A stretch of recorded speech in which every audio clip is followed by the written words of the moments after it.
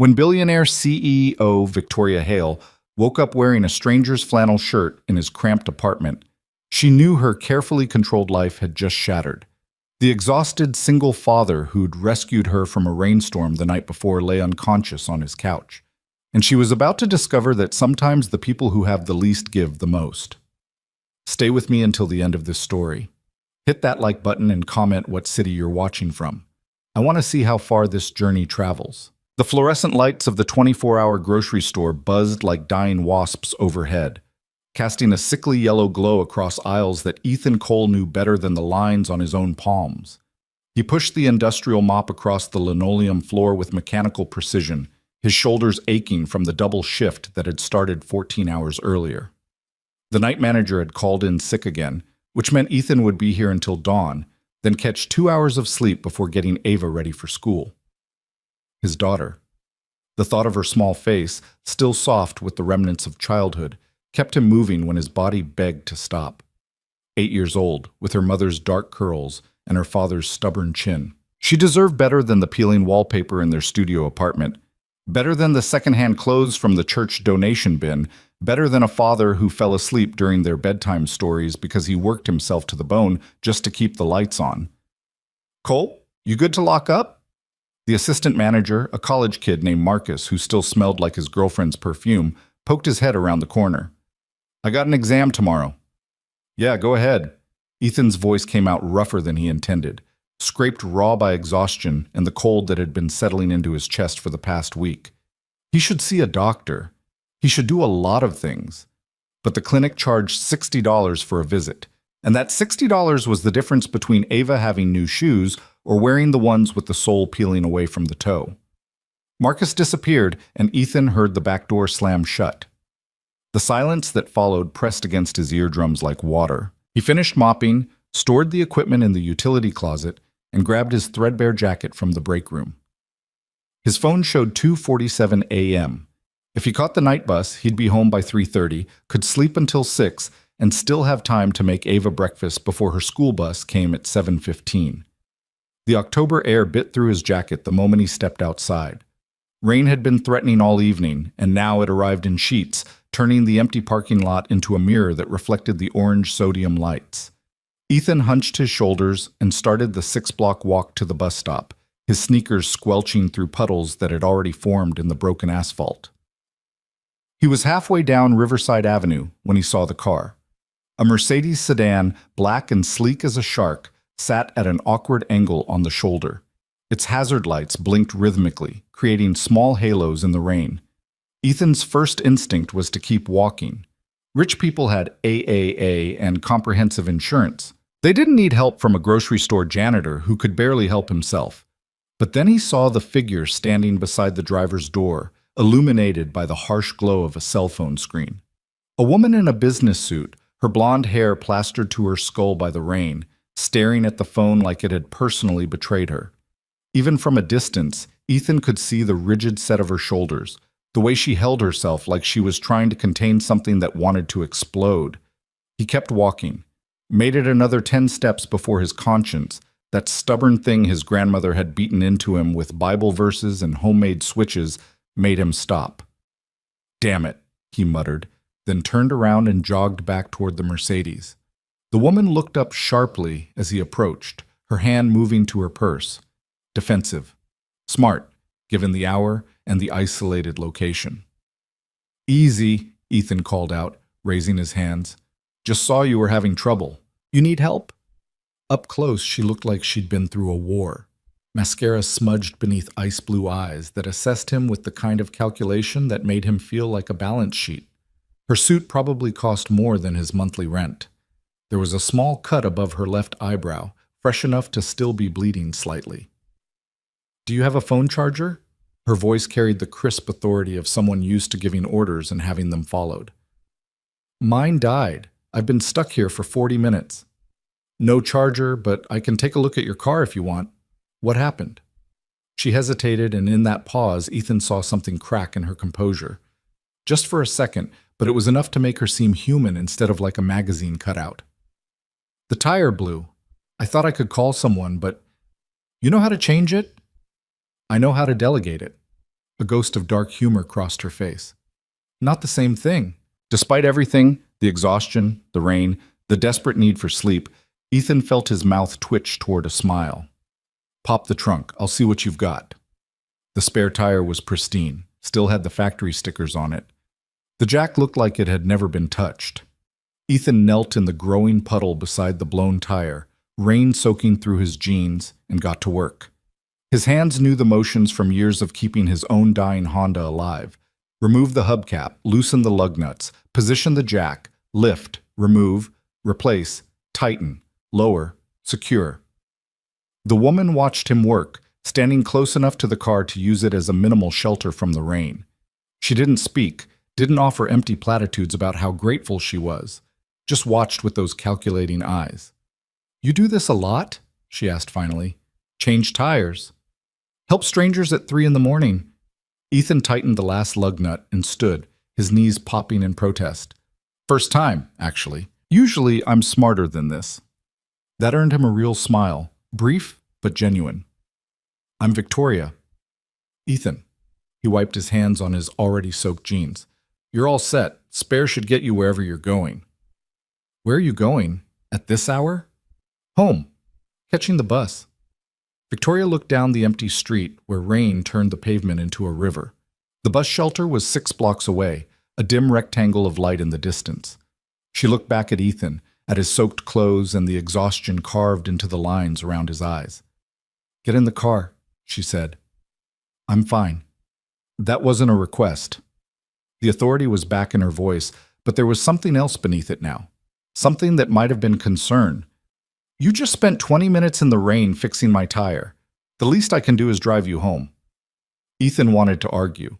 Pride was about the only thing he had left that didn't have holes in it, but his teeth were starting to chatter, and the thought of standing at the bus stop for another 20 minutes made his bones ache. "All right," he said. "Thanks." The Mercedes interior smelled like leather and expensive perfume. Ethan tried not to drip too much on the pristine seats as he gave Victoria directions to his apartment. The silence stretched between them, broken only by the rhythmic swish of windshield wipers and the low hum of NPR on the radio. "You work nights?" Victoria asked, her eyes on the road. "Nights, days, whenever they need me. Grocery store over on 5th. "And you're going home to—" "My daughter. She's 8. Ethan leaned his head against the window, watching the city slide past in streaks of neon and shadow. "Her mom and I split up last year. Been just the two of us since." Victoria nodded slowly. "That's a lot." "Yeah." They didn't speak again until Victoria pulled up in front of Ethan's apartment building. The structure was a relic from the 1970s, all crumbling brick and rusted fire escapes. Graffiti decorated the ground floor, and 2 of the street-facing windows were covered with plywood instead of glass. Ethan saw Victoria take it in, her expression carefully neutral. He grabbed the door handle, suddenly desperate to be out of this car, away from the contrast between her world and his. "Thank you for the ride," he said, "and for not reporting your car stolen when a random guy offered to help." "Ethan?" Victoria's voice stopped him halfway out the door. "Thank you, really, for stopping." He nodded, climbed out into the rain, and started toward the building entrance. His keys were in his hand when he heard the car door open behind him. "Wait." He turned. Victoria was standing beside her car, rain already soaking into her ruined suit. "Is there a bathroom I could use? I've been stuck on that road for over an hour." Every instinct in Ethan's body screamed that this was a bad idea. You didn't bring wealthy strangers into your poverty. Didn't let them see the water stains on the ceiling or the gap in the window where winter wind would soon howl through. But the woman had just spent an hour stranded in the rain, and basic human decency won out over shame. "Yeah, okay, come on up." The building's elevator had been broken for 3 months, so they climbed 5 flights of stairs. Ethan's apartment was at the end of a hallway that smelled like cigarette smoke and boiled cabbage. He unlocked 3 separate locks, deadbolt, chain, doorknob, and pushed the door open. The studio was exactly what it looked like, a single room divided by desperation and furniture placement. Ava's twin bed sat in one corner, surrounded by drawings she'd taped to the walls. His couch, rescued from a curb, took up another corner and served as his bed. a kitchenette with a hot plate and a mini fridge, a bathroom the size of a closet, everything clean but worn to the thread, held together by willpower and duct tape. Ava was asleep in her bed, one arm flung over her stuffed rabbit. Mrs. Chen from next door sat in the folding chair by the window, her reading glasses perched on her nose as she worked through a crossword puzzle. "Mr. Cole," she whispered, standing. She was good tonight. Finished her homework, ate her dinner. "Thanks, Mrs. Chen. I appreciate it." Ethan pulled a 20 from his wallet, most of what he'd earned tonight after taxes. "Here." "Oh no, you keep that. Please." He pressed it into her hand. "For your time." Mrs. Chen looked at the 20, then at Ethan's face, and her expression softened into something that made his throat tight. She pocketed the bill, patted his arm, and shuffled toward the door, pausing only to give Victoria a curious glance before disappearing into the hallway. "Bathroom's through there?" Ethan pointed to the narrow door beside the kitchenette. "Towels are clean." Victoria nodded and crossed the small space. Ethan listened to the bathroom door close, then sank onto his couch. The adrenaline that had been keeping him upright for the past 18 hours drained away all at once, leaving him hollow. His head spun. His chest felt tight, each breath requiring conscious effort. He closed his eyes. Just for a second. Just to stop the room from tilting. When Victoria emerged from the bathroom 5 minutes later, Ethan Cole was unconscious. For a moment, Victoria just stared at him. This stranger who had stopped in the rain to help her, who had worked his hands raw changing her tire, who lived in this shoebox of an apartment with peeling wallpaper and a daughter sleeping 10 feet away. His face was pale, his breathing shallow and rapid. When she touched his forehead, his skin burned hot enough to make her pull her hand back. Fever, exhaustion, probably both. She should leave, call him an ambulance, and disappear back into her own life, where problems could be solved with money and delegation and carefully worded emails. But something kept her feet planted on the worn linoleum floor. Maybe it was the drawings taped to the walls. A child's interpretation of a family, 2 figures holding hands beneath a yellow sun. Maybe it was the empty refrigerator she'd glimpsed while using the bathroom, containing nothing but a gallon of milk and half a sandwich wrapped in plastic. Maybe it was the way this man had stopped to help her without asking for anything in return. As if kindness was just something you did instead of a transaction to be negotiated. Victoria Hale had built an empire on calculated risks and decisive action. She stood at the helm of a billion-dollar corporation, made decisions that affected thousands of lives, negotiated with people who would eat her alive if they sensed weakness. She had clawed her way up from nothing, fought for every inch of respect in boardrooms full of men who thought she belonged behind a reception desk instead of at the head of the table. But right now, in this tiny apartment that smelled like cheap laundry detergent and crayons, she had no idea what to do. The logical choice would be to leave. To get back in her car, drive to her penthouse apartment, take a hot shower, and forget this entire night ever happened. But when she looked at Ethan's unconscious form, at the way his daughter slept peacefully just feet away, trusting that her father would be there when she woke up, something in Victoria's chest cracked open. She pulled out her phone. No service in this building, apparently. Of course. She tried Ethan's phone, found it locked, looked around the apartment for a landline and found nothing. Checked his pulse, fast but steady. His forehead was too hot, but he was breathing, and when she lifted his eyelid, his pupil responded to light. Not dying, just pushed way past his limits. Victoria had seen this before, in executives who worked 100-hour weeks and junior analysts who fell asleep at their desks. She'd been this person, back when she was climbing the ladder, when every moment of rest felt like giving ground to the competition.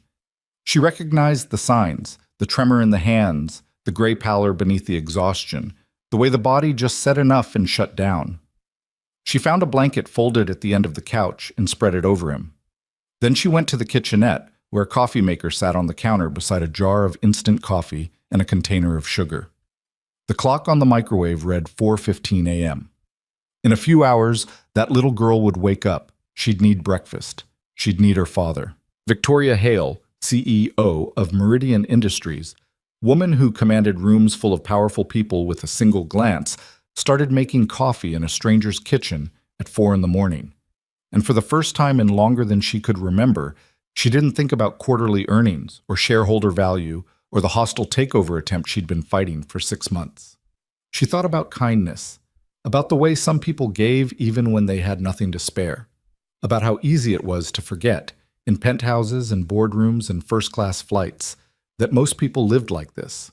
One missed paycheck from disaster, one emergency from ruin, held together by nothing but determination and love. The coffee finished brewing. Victoria poured herself a cup, then checked on Ethan again.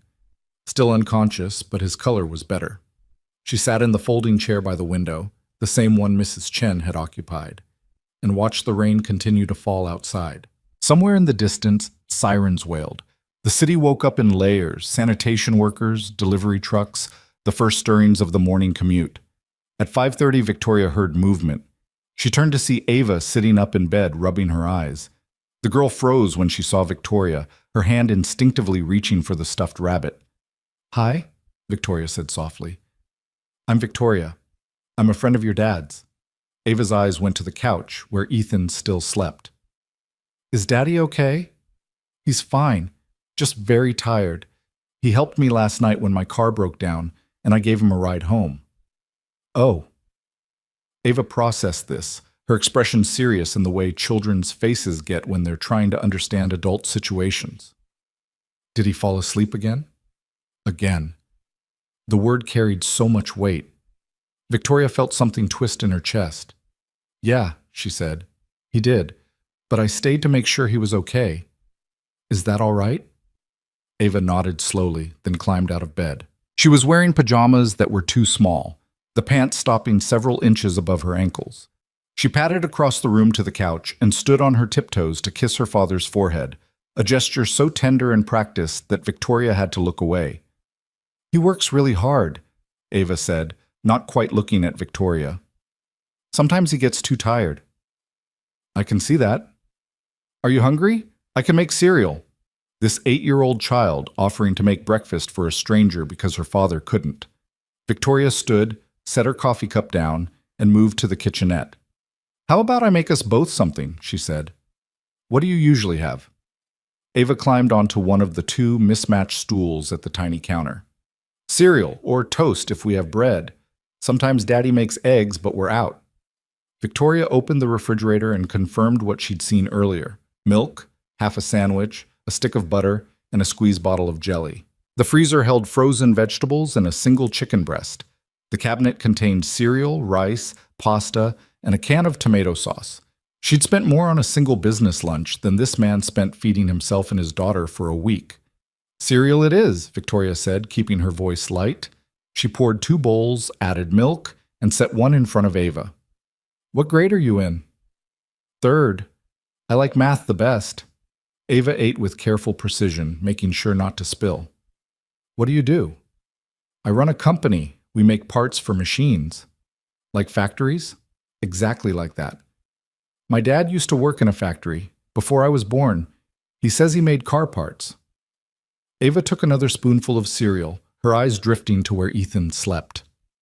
"Then he worked at an office. But he lost that job when Mommy left." The casual way she said it, like she was describing the weather, broke something in Victoria. This child had learned to accept instability as normal, had adapted to a life where her father worked himself unconscious just to keep a roof over their heads. "Your dad seems like a really good person," Victoria said quietly. "He is." Ava's voice carried absolute certainty. "He takes care of me. Even when he's tired, he always makes sure I'm okay first." They ate in silence for a while. Outside, the sky began to lighten, rain giving way to heavy clouds. Victoria checked her watch. 6:15. She needed to go. Needed to get home, shower, change, get to the office. She had a board meeting at 9, a conference call with Tokyo at 11, and approximately 400 unread emails waiting for her attention.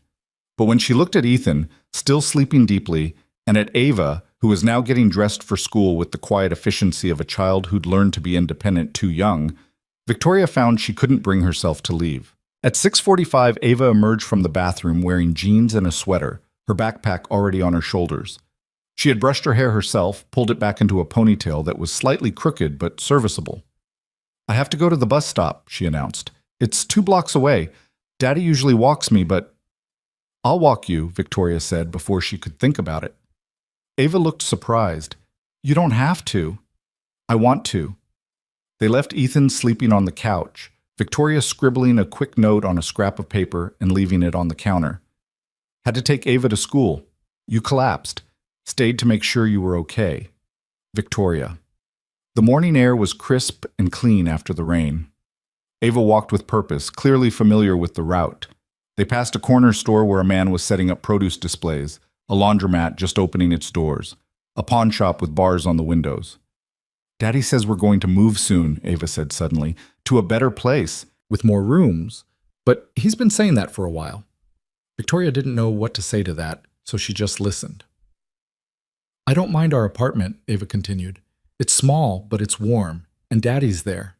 She paused, then added, Mommy lives in a big house now, with her new husband. They have a swimming pool. Do you see her often? Sometimes, but she's usually busy. Ava said it matter-of-factly, but Victoria heard the hurt underneath. She says the apartment makes her sad. That's why she doesn't come anymore. They reached the bus stop where 3 other children already waited with their parents. The parents gave Victoria curious looks. Her expensive suit, now wrinkled and rain-stained, marked her as not from this neighborhood. The bus pulled up, yellow and loud. Ava turned to Victoria, suddenly shy. Thank you for walking me, and for making breakfast, and for staying with Daddy. You're very welcome, Ava. Will you still be there when I get home? The question caught Victoria off guard. She saw the hope in the child's eyes, the way she held her backpack straps tight like she was bracing for disappointment. I don't know, Victoria said honestly, but your dad will be, and he'll be okay. I promise. Ava nodded, then surprised Victoria by hugging her quickly before climbing onto the bus. Victoria watched it pull away, then started the walk back to the apartment, her mind spinning.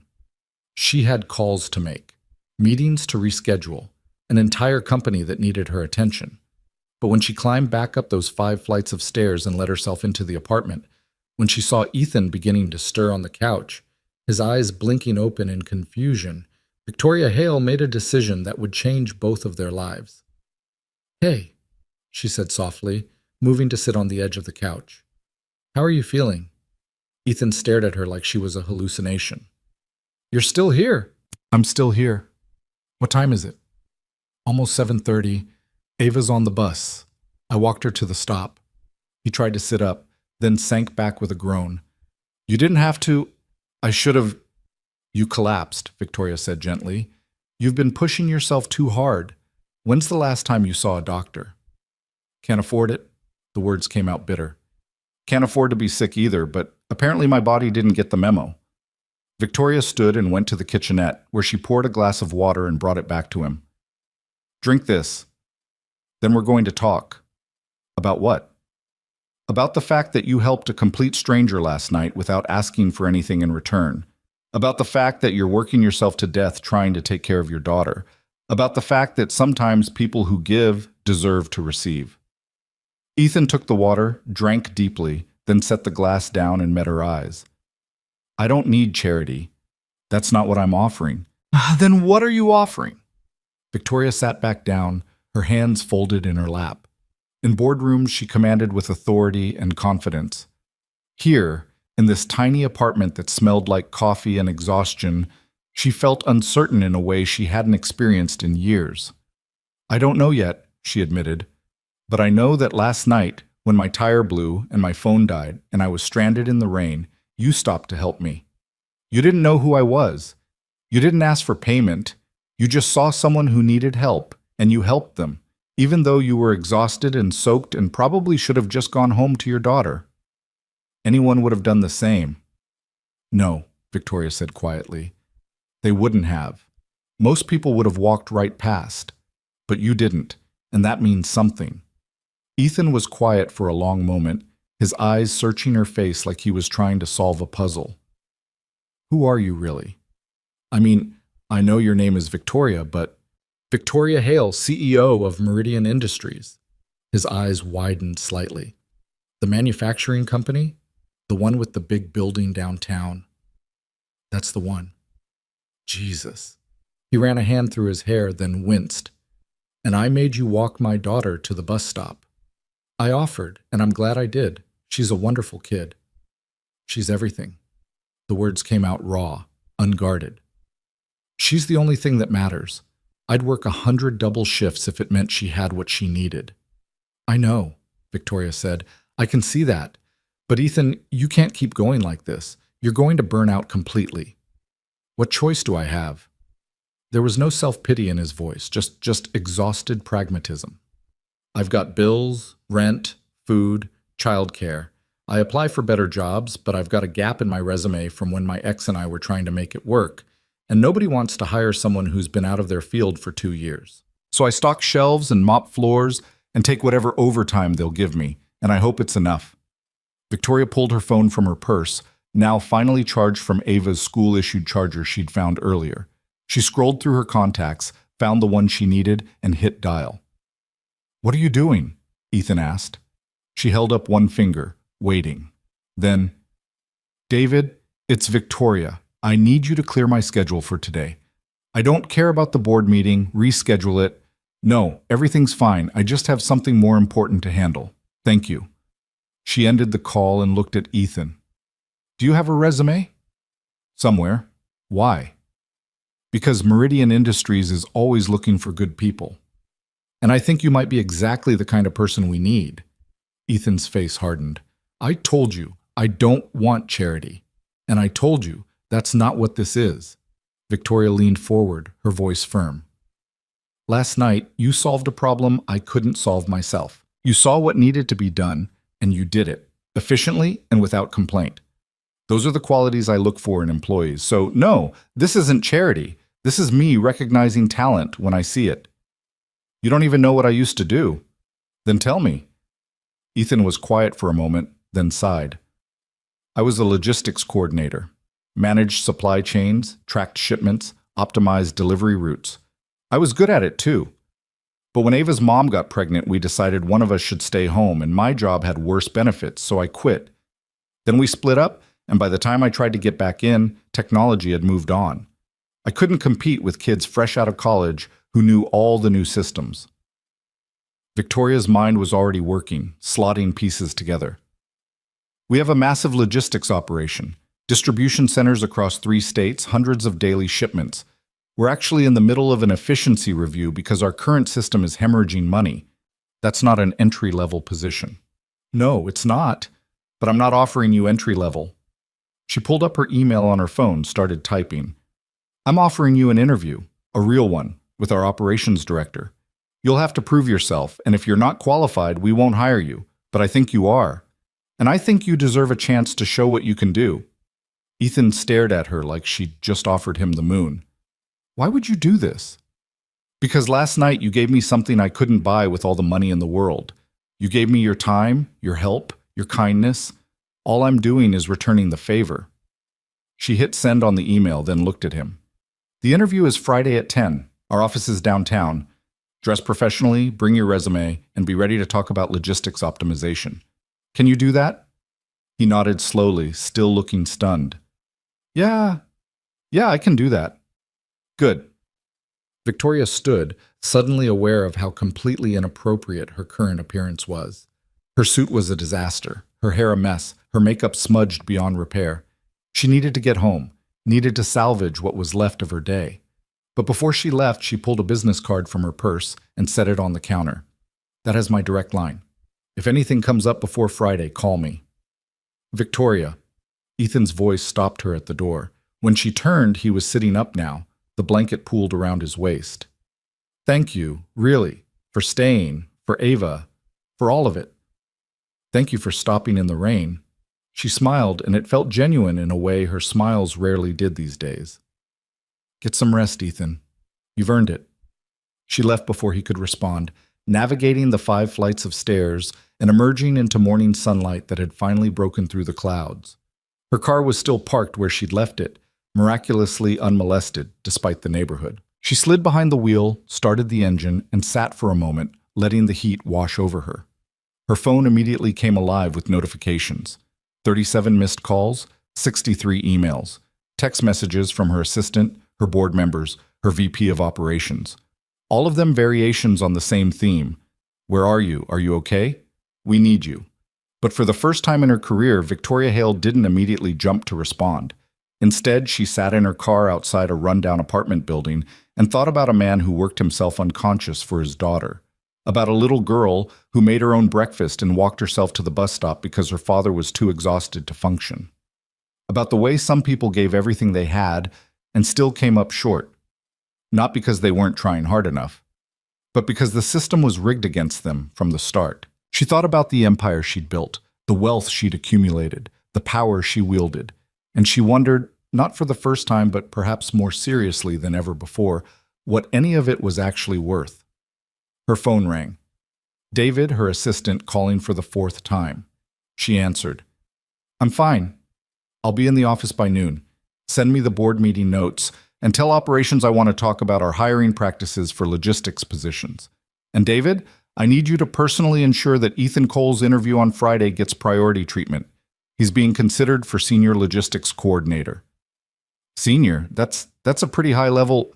I know what level it is. Just make it happen. She ended the call and drove toward her penthouse. But her mind stayed in that small apartment where a father and daughter made a life out of nothing but love and determination. And for reasons she couldn't fully articulate, Victoria knew this wasn't the end of her involvement in their story. It was just the beginning. The elevator in Meridian Tower moved with the kind of whisper-quiet efficiency that only came from German engineering and quarterly maintenance contracts. Victoria watched the floor numbers climb, 42, 43, 44, and tried to ignore the way her reflection looked in the polished steel doors. She'd managed a shower and a fresh suit, but there were shadows under her eyes that concealer couldn't quite hide, and her mind kept drifting back to a cramped apartment 5 miles and 1,000 worlds away. The doors opened on the executive floor, where floor-to-ceiling windows overlooked the city like a kingdom spread out for inspection. Her assistant, David Chen, materialized before she'd taken 3 steps, tablet in hand, an expression carefully neutral in the way that meant he was absolutely dying to ask questions. "Welcome back," he said, falling into step beside her. "I rescheduled the board meeting for tomorrow at 9. Tokyo's on hold until 2, and I have about 600 things that need your signature." "Coffee first," Victoria said, heading toward her corner office. "Then signatures. Then you can brief me on whatever crisis everyone thinks is happening. There's also a Mr. Patterson from Silverton Industries waiting in conference room B. He's been here since 8:30, insisting he has a meeting with you." Victoria stopped walking. "I don't have anything scheduled with Silverton." That's what I told him, multiple times. He said, and I quote, "Victoria knows what this is about, and she'll want to take this meeting." The exhaustion that had been hovering at the edges of Victoria's consciousness sharpened into irritation. Marcus Patterson was Silverton's lead counsel, a man with perfectly capped teeth and a talent for making threats sound like friendly advice. If he was here, it meant the hostile takeover attempt she'd been fighting was escalating. "Fine, give me 10 minutes, then send him in." She pushed open her office door, stepped into the familiar sanctuary of leather furniture and modern art, and allowed herself exactly 30 seconds to close her eyes and breathe. Then she opened them, straightened her shoulders, and became the version of herself that people feared. Marcus Patterson entered her office with the confidence of a man who'd never been told no. He was 50-ish, silver at the temples, wearing a suit that probably cost as much as Ethan's monthly rent. He sat without being invited, crossed his legs, and smiled. "Victoria, you look tired." "Marcus, you look presumptuous." She remained standing, a deliberate power play. "What does Silverton want?" "Straight to business. I've always admired that about you." He pulled a folder from his briefcase, set it on her desk. "My client is prepared to make a very generous offer for Meridian, 40% above current market value. Cash deal, completed within 60 days. Victoria didn't touch the folder. "Meridian isn't for sale." "Everything's for sale at the right price." "Not this." She moved to the window, looked out at the city. "Tell your client that he can take his offer and his hostile takeover attempt and shove both directly up his—" "Careful, Victoria." Marcus's smile never wavered. "We both know Meridian's been struggling, efficiency down 12% over the last quarter. Shareholders are restless.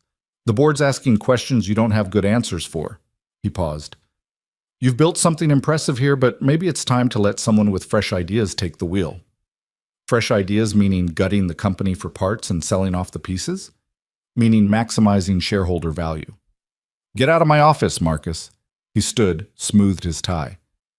You have until the end of the month to consider. After that, we take our case directly to the shareholders. And between you and me, you don't have the votes to stop us. He paused at the door. Oh, and Victoria? Everyone knows about the board member you lost last week.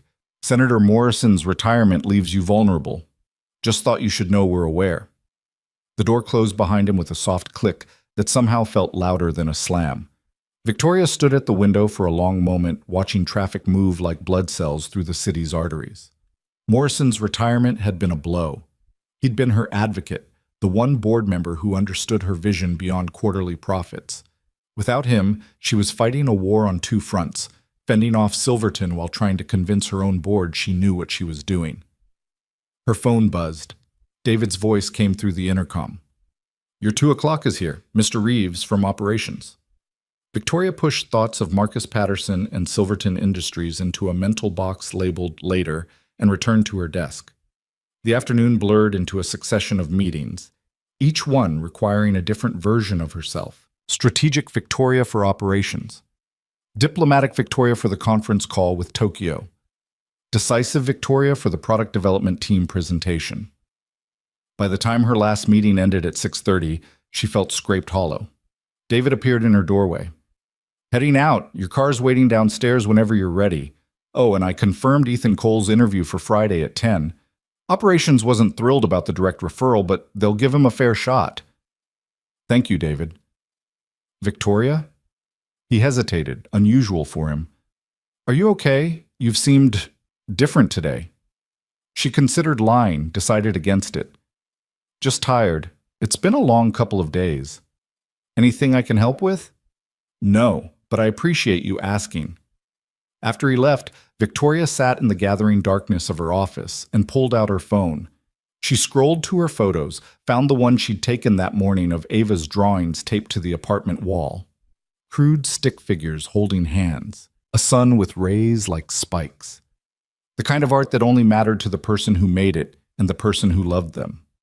She thought about calling Ethan, checking if he was feeling better. But what would she say?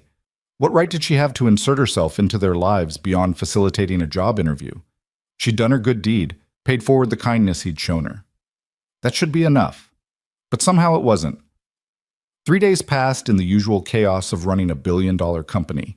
Victoria attended meetings, fought fires, fended off increasingly aggressive overtures from Silverton Industries. She worked late, went home to her empty penthouse, slept badly, and woke to do it all again. Through it all, she found herself thinking about Ethan and Ava in ways that made no logical sense. Thursday evening, her phone rang with an unknown number. She almost didn't answer, but something made her pick up. Victoria Hale. Ms. Hale, this is Ethan Cole. His voice sounded nervous, formal. I'm sorry to bother you. I know you're probably busy. It's fine. Is everything okay? Yeah, I wanted to thank you again for the interview tomorrow. I've been preparing all week and I realized I never properly expressed how much this opportunity means. Victoria found herself smiling. You don't need to thank me, Ethan. You earned this shot. Just go in tomorrow and show them what you can do. I will. A pause. Ava wanted me to tell you hi. She's been talking about you, about the morning you walked her to the bus stop. Something warm and unfamiliar stirred in Victoria's chest. Tell her hi back and that I hope she's doing well in school. She is. Math test tomorrow. She's nervous but prepared. Another pause, longer this time. Victoria, can I ask you something? Of course. Why did you really do this?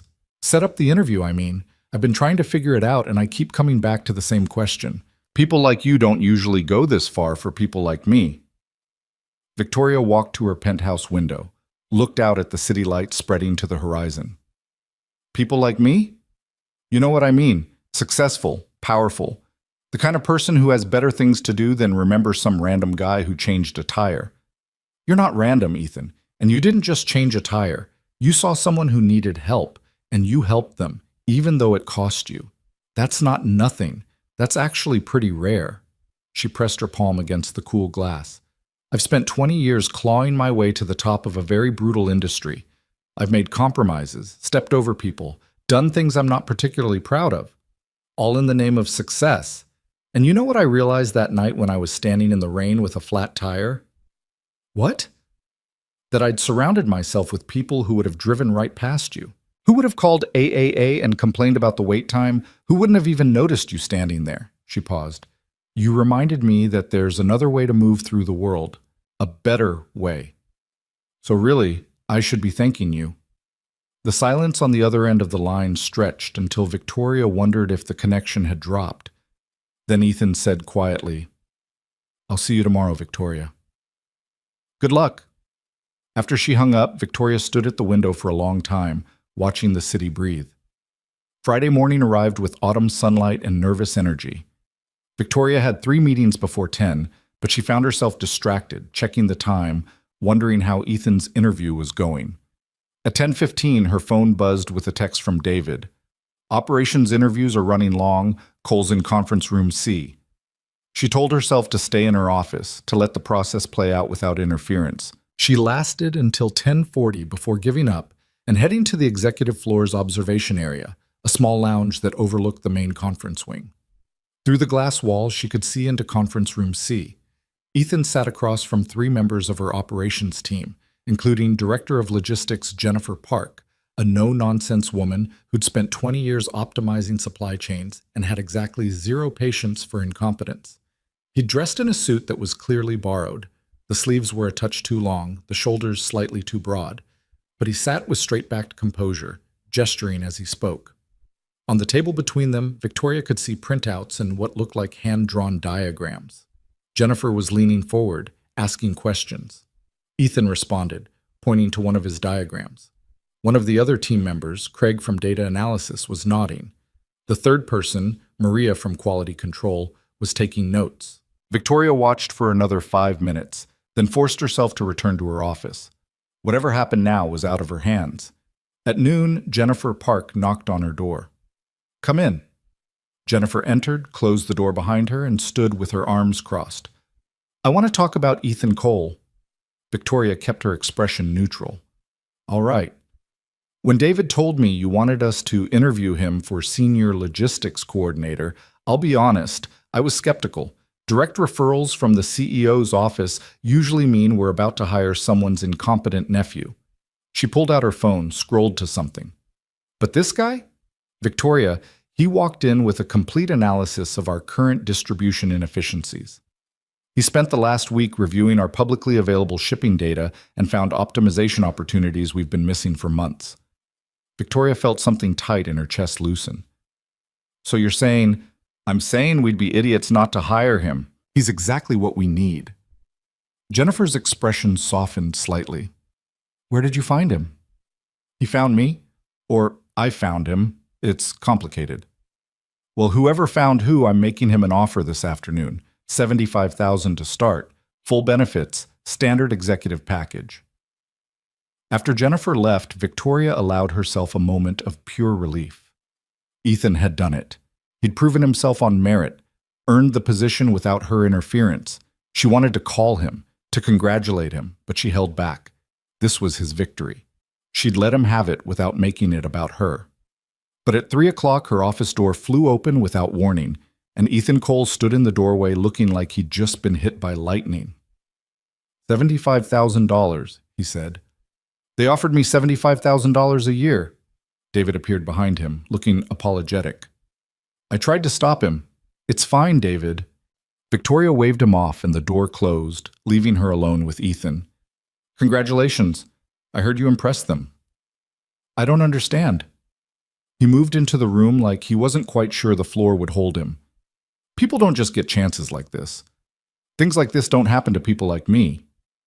They do when you earn them. Victoria stood, came around her desk. Jennifer Park is one of the toughest evaluators in this company. If she's offering you that position, it's because you deserve it, not because of me, because of you. Ethan sat down heavily in one of her visitor chairs, put his head in his hands. When he looked up, his eyes were wet. Do you know what $75,000 means? I've been making 22. 22,000, working 70 hours a week, barely keeping my head above water. And now you can breathe, Victoria finished softly. Now I can buy Ava new shoes, real ones, not from the thrift store. I can get us a 2-bedroom apartment. I can take her to the doctor when she's sick instead of hoping it goes away on its own. I can. His voice broke. I'm sorry. This is completely unprofessional. Ethan, look at me. She waited until he met her eyes. This isn't unprofessional. This is human, and there's nothing wrong with that. He wiped his eyes, laughed shakily. I'm supposed to start Monday. Jennifer said I'd need to fill out paperwork, get set up with IT, meet the team. It's all happening so fast. That's how we operate. When we find good people, we don't waste time. Ethan stood, straightened his borrowed suit. I need to pick up Ava from school. Tell her. She's not going to believe it. I bet she will. She seems like a smart kid. She is. Smarter than me, probably. He moved toward the door, then stopped. Victoria, I know you said this was all me, that I earned it, but we both know you're the reason I got the interview in the first place. So thank you for seeing something in me worth taking a chance on. You're welcome. And Ethan, I meant what I said. You earned this. After he left, Victoria returned to her desk and tried to focus on the contract review waiting for her attention, but she couldn't stop smiling. David appeared in her doorway 10 minutes later. Well, that was unexpected. Want to tell me what's going on? Just hired a good person for an important position. Uh-huh. And this good person happens to be someone you personally referred who just burst into your office crying happy tears? Victoria looked at her assistant, at the knowing expression on his face, and decided she didn't owe him an explanation. He changed my tire in the rain. I returned the favor. That's the most Victoria Hale thing I've ever heard. Get back to work, David. He grinned and disappeared. The following Monday, Victoria arrived at the office to find Ethan Cole in her reception area, looking slightly overwhelmed in a new suit that actually fit. He was clutching a folder of what she assumed was new employee paperwork and trying not to stare too obviously at the expensive art on the walls. First day? She asked, approaching him. He jumped slightly. Victoria. Yeah, I'm just waiting for Jennifer. She's supposed to give me the tour. How does it feel? Terrifying. Amazing. Both. He smiled and it transformed his entire face. I signed a lease on Saturday. 2-bedroom place, not far from Ava's school. We move in next weekend. She's already planning how to decorate her room. That's wonderful, Ethan. It's because of you. It's because of you, Victoria corrected. I opened a door. You walked through it. Jennifer appeared, brisk and efficient. Cole, you ready? We've got a full day ahead of us. Ethan followed her toward the elevators, but he looked back once, caught Victoria's eye, and mouthed, "Thank you." She nodded, then returned to her office, where a stack of acquisition proposals and the lingering threat of Silverton Industries waited for her attention. Over the next 2 weeks, Victoria told herself that her involvement in Ethan Cole's life was finished. She'd helped him when he needed it, he'd gotten the job, and now they'd exist in separate orbits within the same company. Professional, clean, appropriate. But the universe, or fate, or simple coincidence had other plans. It started small. Running into each other in the executive cafeteria, brief conversations in the elevator, a passing mention from Jennifer that Ethan's preliminary efficiency recommendations were already showing promise. Then, 3 weeks after he started, Victoria found herself in a late-night emergency meeting about the Silverton situation. The hostile takeover attempt had escalated. They'd secured enough shareholder proxies to force a special board vote. Marcus Patterson was circling like a shark, and Victoria's position was becoming increasingly precarious. She left the meeting at 10:30, exhausted and angry, and found Ethan working late in his new office on the 12th floor.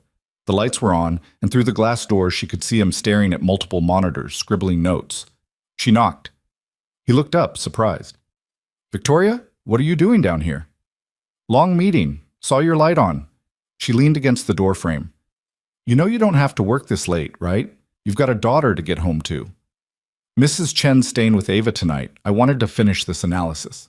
He gestured to his screens. "I've been looking at the efficiency problems Jennifer mentioned, and I think I found something significant." Despite her exhaustion, curiosity got the better of her. "Show me." What followed was 20 minutes of Ethan explaining distribution route optimization, warehouse placement strategy, and predictive inventory modeling with the kind of passion that came from truly understanding a system. He'd found inefficiencies in their current setup that were costing the company millions annually, and he'd developed a proposal to fix them. "This is impressive," Victoria said when he finished.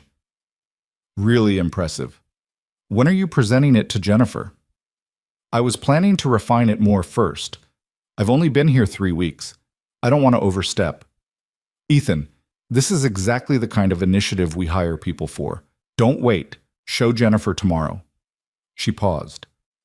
"Actually, I want to be there when you do. This could be the edge we need." "Edge for what?" Victoria hesitated.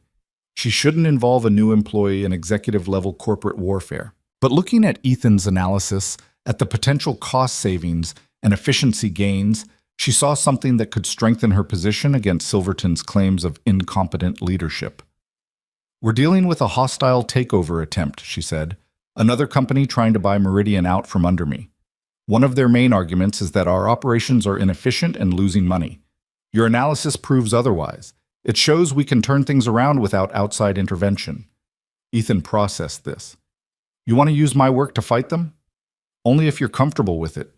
This is your analysis, your work. I won't take credit for it." He sat back in his chair, thinking. Then he said, "When I was standing in the rain changing your tire, did you know who I was? Did you have any idea that I might be useful to you someday?" "No, I had no idea who you were." "Then you helped me because it was the right thing to do." "Yes." "So this is me doing the same thing, using what I have to help someone who helped me." He pulled up a presentation template on his computer. "When's the board meeting?" "Next Tuesday." "Then I'd better get to work." They spent the next 2 hours refining his analysis, turning raw data into a compelling narrative. Victoria contributed strategic framing while Ethan handled the technical details. Somewhere around midnight, they ordered food from the executive kitchen, and over sandwiches and coffee, they talked about more than just work. Ethan told her about Ava's recent parent-teacher conference, how her math grades had improved since they'd moved to the new apartment, how she was finally making friends at school. Victoria found herself talking about the early years of Meridian, when she'd worked 100-hour weeks and slept on her office couch, burning through every relationship in her life in pursuit of success. "Do you regret it?" Ethan asked. "The sacrifices you made?" Victoria considered the question. "I don't know. I built something real, something that employs thousands of people and provides value. But I also wake up alone in a penthouse, and the only person who calls me outside of work is my assistant checking my schedule." "That sounds lonely." "It is, but it was a choice I made, and I can't complain about the consequences." Ethan was quiet for a moment. Then he said, "You know what Ava said when I told her about the job? She said, 'The lady with the nice smile helped us.' She was talking about you." Victoria felt something catch in her throat. "I didn't do that much." "You changed our lives. Don't minimize that." At 1 in the morning, they finally called it a night. Ethan gathered his things, shut down his computer, and they walked to the parking garage together. Her Mercedes and his newly acquired used Honda sat on the same level, several spaces apart. "Thank you for staying late," Victoria said. "This presentation could make a real difference. Thank you for giving me the opportunity to make a difference." Ethan unlocked his car, then turned back. "Victoria, can I ask you something personal?" "Sure." "Are you happy?" The question caught her completely off guard. "What?" "Happy. With your life, with all of this." He gestured vaguely at the executive parking level, at the building towering above them. "Because from the outside it looks like you have everything. But tonight, working with you, I kept thinking that you seem lonely.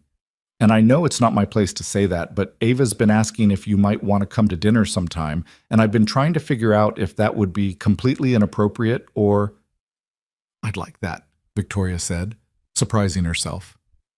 "Dinner, with you and Ava. I'd really like that." Ethan smiled, the kind of genuine expression that seemed to be his default. "This weekend? Nothing fancy, just pasta and whatever vegetable Ava agrees to eat. But it would mean a lot to her, to both of us. Text me the details." "I will." Victoria watched him drive away, then sat in her car for a long moment before starting the engine. She'd just accepted a dinner invitation from an employee, which was probably 100 kinds of inappropriate. But as she navigated the empty streets toward her empty penthouse, she found she didn't care. For the first time in longer than she could remember, Victoria Hale had something to look forward to that had nothing to do with quarterly earnings or shareholder value.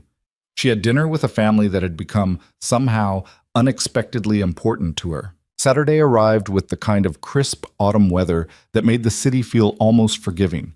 Victoria stood in front of her closet at 4 in the afternoon, staring at rows of designer suits and cocktail dresses, like they were written in a language she'd forgotten how to read. What did one wear to dinner with a single father and his 8-year-old daughter in their modest 2-bedroom apartment? She settled on jeans, expensive ones, but still jeans, and a cashmere sweater. Casual, approachable. The kind of thing a normal person might wear to a casual dinner with friends. Except Victoria couldn't remember the last time she'd had casual dinner with friends. Business dinners, yes. Charity galas. Constantly. But sitting around a table eating pasta with people who actually wanted her there, not her checkbook or her connections, that was foreign territory. Ethan had texted her the address the day before, along with a message that made her smile. Ava's been cleaning her room for 2 hours. I think she's more nervous than you are. Victoria grabbed a bottle of wine from her collection. Not too expensive, she didn't want to be ostentatious, and headed down to her car. The drive took her through neighborhoods that shifted like geological layers, each one a little less polished than the last, until she pulled up in front of a modest apartment complex in a part of town where kids played basketball in parking lots and neighbors actually knew each other's names.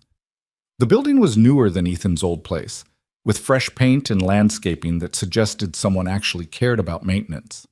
Victoria found apartment 2C and knocked, her heart doing something strange and fluttery that she refused to acknowledge as nervousness. Ethan opened the door wearing jeans and a button-down shirt, his feet bare, looking more relaxed than she'd ever seen him. Victoria, come in, please. The apartment smelled like garlic and tomato sauce. It was small but bright, with afternoon sunlight streaming through clean windows. Ava's drawings covered one wall, more sophisticated now, showing stick figures that had evolved into actual proportions. A small dining table was set for 3, mismatched plates that somehow looked intentional rather than desperate. Ava! Ethan called. Victoria's here. Ava emerged from what must have been her bedroom, wearing a dress that was probably meant for church and an expression of pure concentration. Hi, Victoria. Do you like spaghetti? Daddy said you probably do, but I wanted to make sure because if you don't, we have chicken nuggets. But those are supposed to be for my lunch. But Daddy said we could use them if we needed to because this is important. The entire speech came out in one breathless rush. Victoria found herself smiling, genuinely and without effort. I love spaghetti, and you look very pretty. Ava beamed. Thank you. I cleaned my room. Do you want to see it? Ava, let Victoria breathe for a second, Ethan said, but he was smiling too. We just started. It's okay, Victoria said. I'd love to see your room. Ava's room was a shrine to childhood wonder, books stacked on a secondhand shelf, a small desk where homework papers sat in neat piles, more drawings, these ones showing horses and castles, and what looked like a family portrait, 2 adults and a child, holding hands beneath an oversized sun. That's us, Ava said, pointing to the drawing. That's Daddy, and that's me, and that's you. Victoria's breath caught. You drew me? Yeah, because you're our friend, and friends are like family, right? Something in Victoria's chest cracked open. She knelt down to Ava's eye level. That's the nicest thing anyone said to me in a long time. Really? But you're so pretty and smart. I bet people say nice things to you all the time. They say things, but they're usually not as nice as what you just said. Victoria stood, trying to compose herself.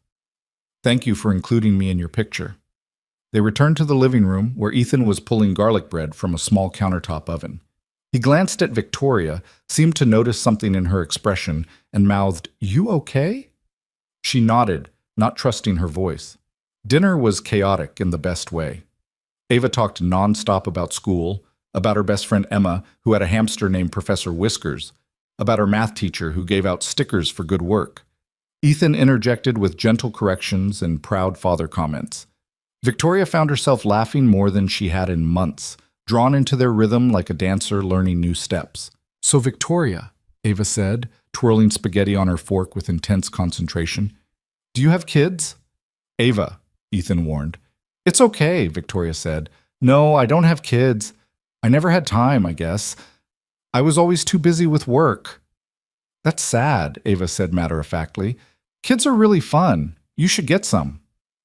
It doesn't quite work that way, sweetheart. Why not? Daddy says you're the boss of a whole company. Can't you just boss someone into giving you kids? Ethan covered his face with his hands. I apologize. We're working on the concept of appropriate dinner conversation. Victoria laughed. It's fine. And Ava, you're right that kids seem fun, especially smart ones like you. I got an A on my math test, Ava announced. The one I was nervous about. Miss Peterson said I showed excellent problem-solving skills. That's wonderful. I bet your dad is very proud. He cried a little when I showed him, Ava said, completely serious. I did not cry, Ethan protested. You did. I saw the tears. Those were allergies. We don't have allergies, Daddy.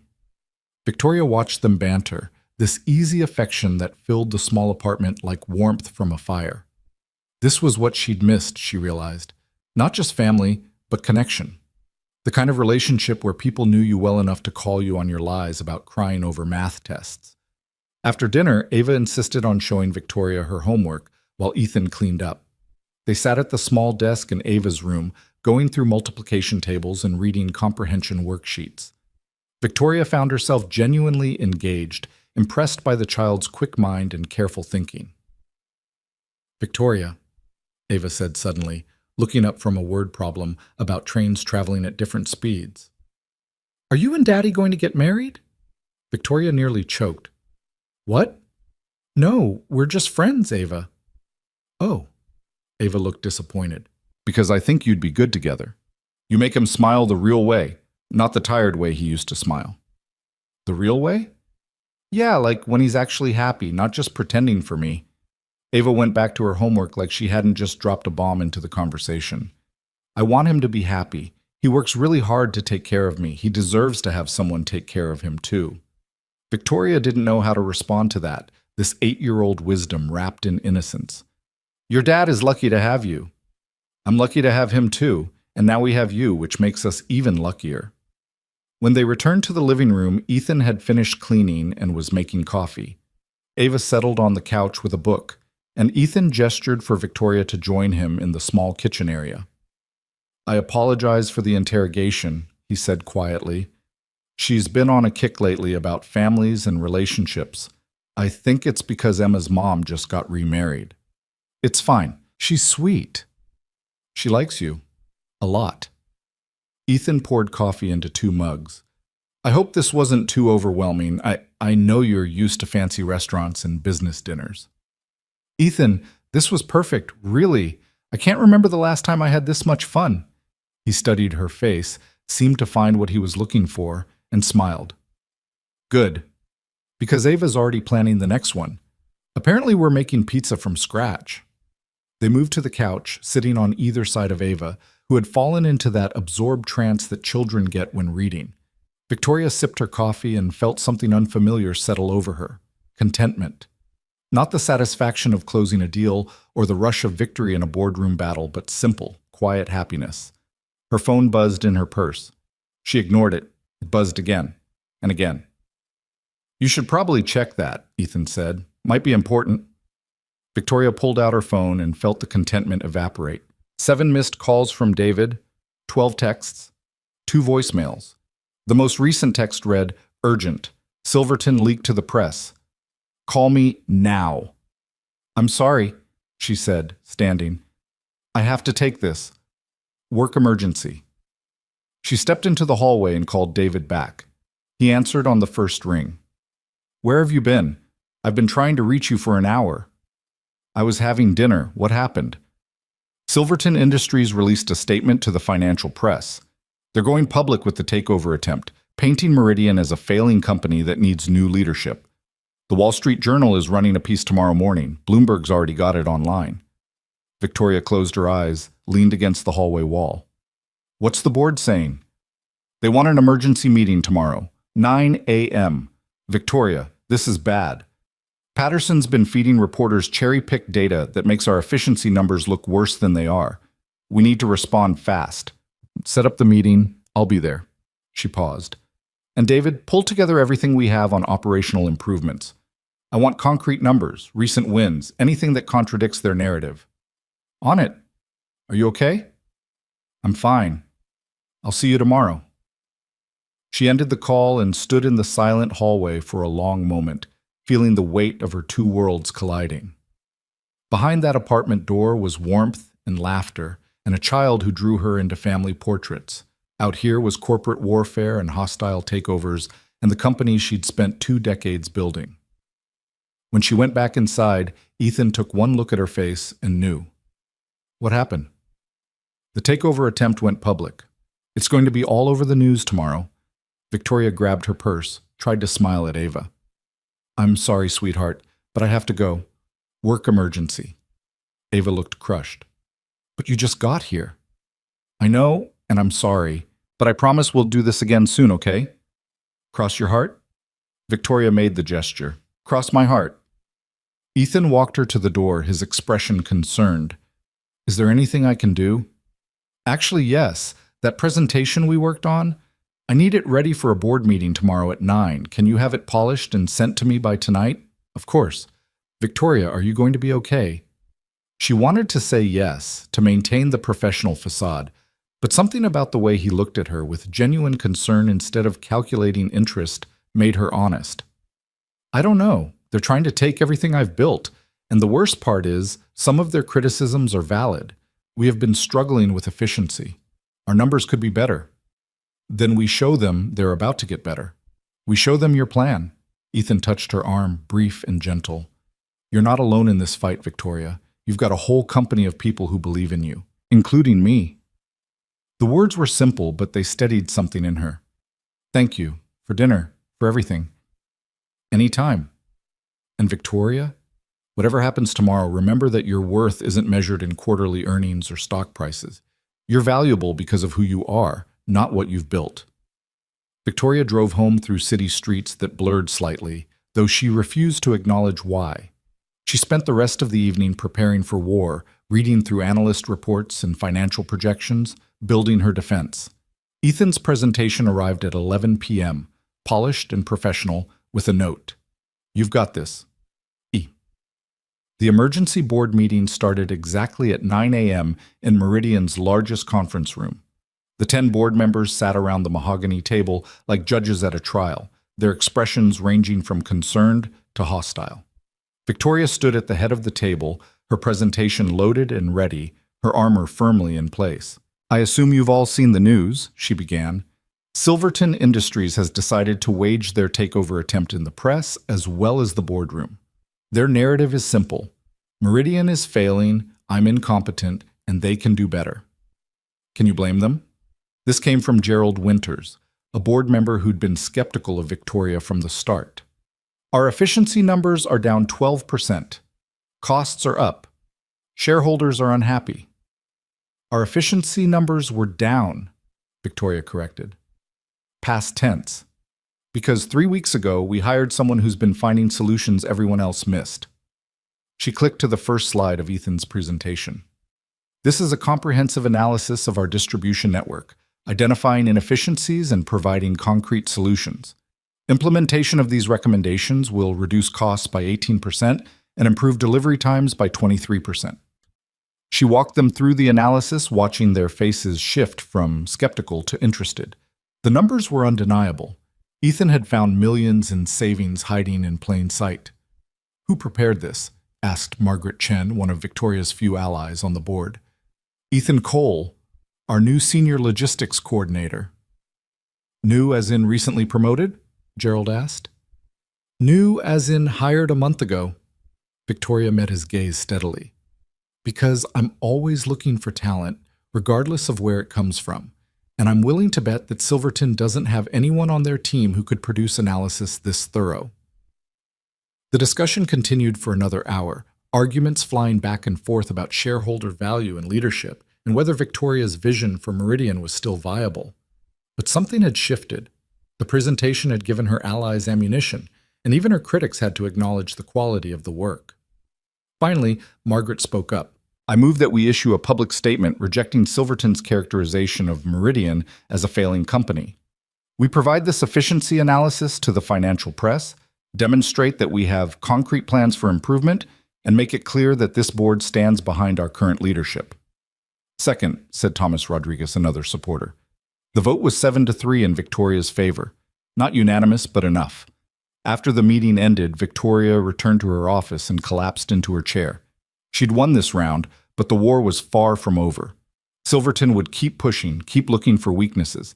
She needed to stay ahead of them, needed to prove that Meridian could evolve without being consumed. Her phone rang. Ethan. I saw the news, he said without preamble. The company issued a statement. How did it go? We survived. Your presentation made the difference. Our presentation? We worked on it together. Still, you did the heavy lifting. I just put it in front of the right people. Victoria swiveled her chair to look out at the city. Thank you, Ethan. Really. You're welcome. And Victoria? Ava wanted me to tell you that she saved you a piece of garlic bread. She wrapped it in foil and everything, said you didn't eat enough at dinner. Victoria felt tears prick her eyes, completely inappropriate for a CEO who'd just survived a board coup attempt. Tell her thank you, and that I'll come back for the pizza night.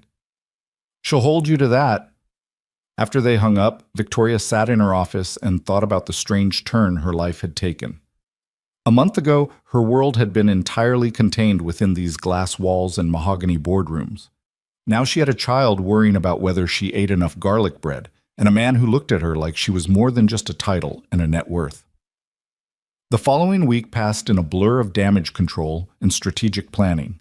Victoria did interviews with financial press, emphasizing Meridian's improvement initiatives. She met with major shareholders, reassuring them that the company was in good hands. She worked 18-hour days, fell into bed exhausted, and woke to do it again. But she also made time for a lunch with Ethan in the executive cafeteria, where they talked about Ava's upcoming school play and his ideas for further distribution improvements. She found herself texting him updates about her day, small things that had nothing to do with work. He responded with stories about Ava's latest adventures and pictures that made her smile during board meetings. It was unprofessional, probably inappropriate, and completely unlike anything Victoria had ever allowed herself before.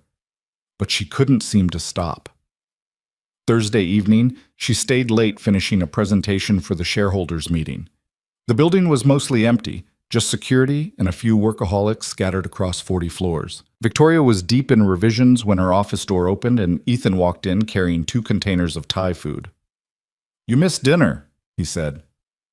Again, so I brought dinner to you. Victoria stared at him. How did you know I was still here? I called David. He said you've been here until midnight every night this week. Ethan set the food on her desk, pulled up a chair. You can't keep doing this to yourself. I don't have a choice. Silverton's still circling, shareholders are nervous, and I need to prove— You've already proven it, Ethan interrupted gently.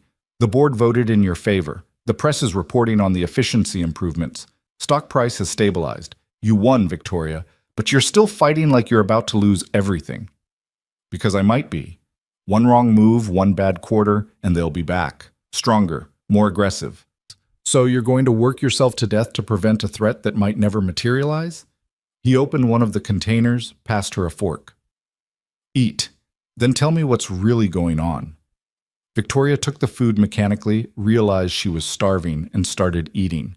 Ethan did the same, patient and quiet, giving her space to think. I'm scared, she said finally. I built this company from nothing, fought for every inch of respect, every dollar of investment. I sacrificed relationships, health, any semblance of a personal life, and now someone wants to take it away. And I don't know if I'm strong enough to stop them. Victoria, look at me. Ethan waited until she met his eyes. You are one of the strongest people I've ever met. You saw someone in trouble and helped them without hesitation. You gave me a chance when most people would have driven right past. You walked Ava to the bus stop and made her breakfast, and you came to dinner even though it probably terrified you. That's not weakness. That's courage. That's different. That's personal, not professional. Is it? Because the way I see it, you bring the same integrity to everything you do. Victoria set down her fork, her appetite suddenly gone for different reasons. When did you get so wise? I had a lot of time to think while I was mopping floors at 2 in the morning. Gives you perspective. He paused. Can I tell you something? Of course. That night when you stayed in my apartment, when I woke up and saw you there, I thought I was hallucinating. Rich people don't do things like that. They don't stay to make sure some random janitor is okay. They don't walk 8-year-olds to bus stops. They definitely don't sit on a couch at 4 in the morning just to make sure someone's still breathing. I couldn't just leave you there. Most people could, most people would, but you didn't, and that told me everything I needed to know about who you are. Ethan leaned forward. You're not going to lose this company, Victoria, because you're not the kind of person who quits.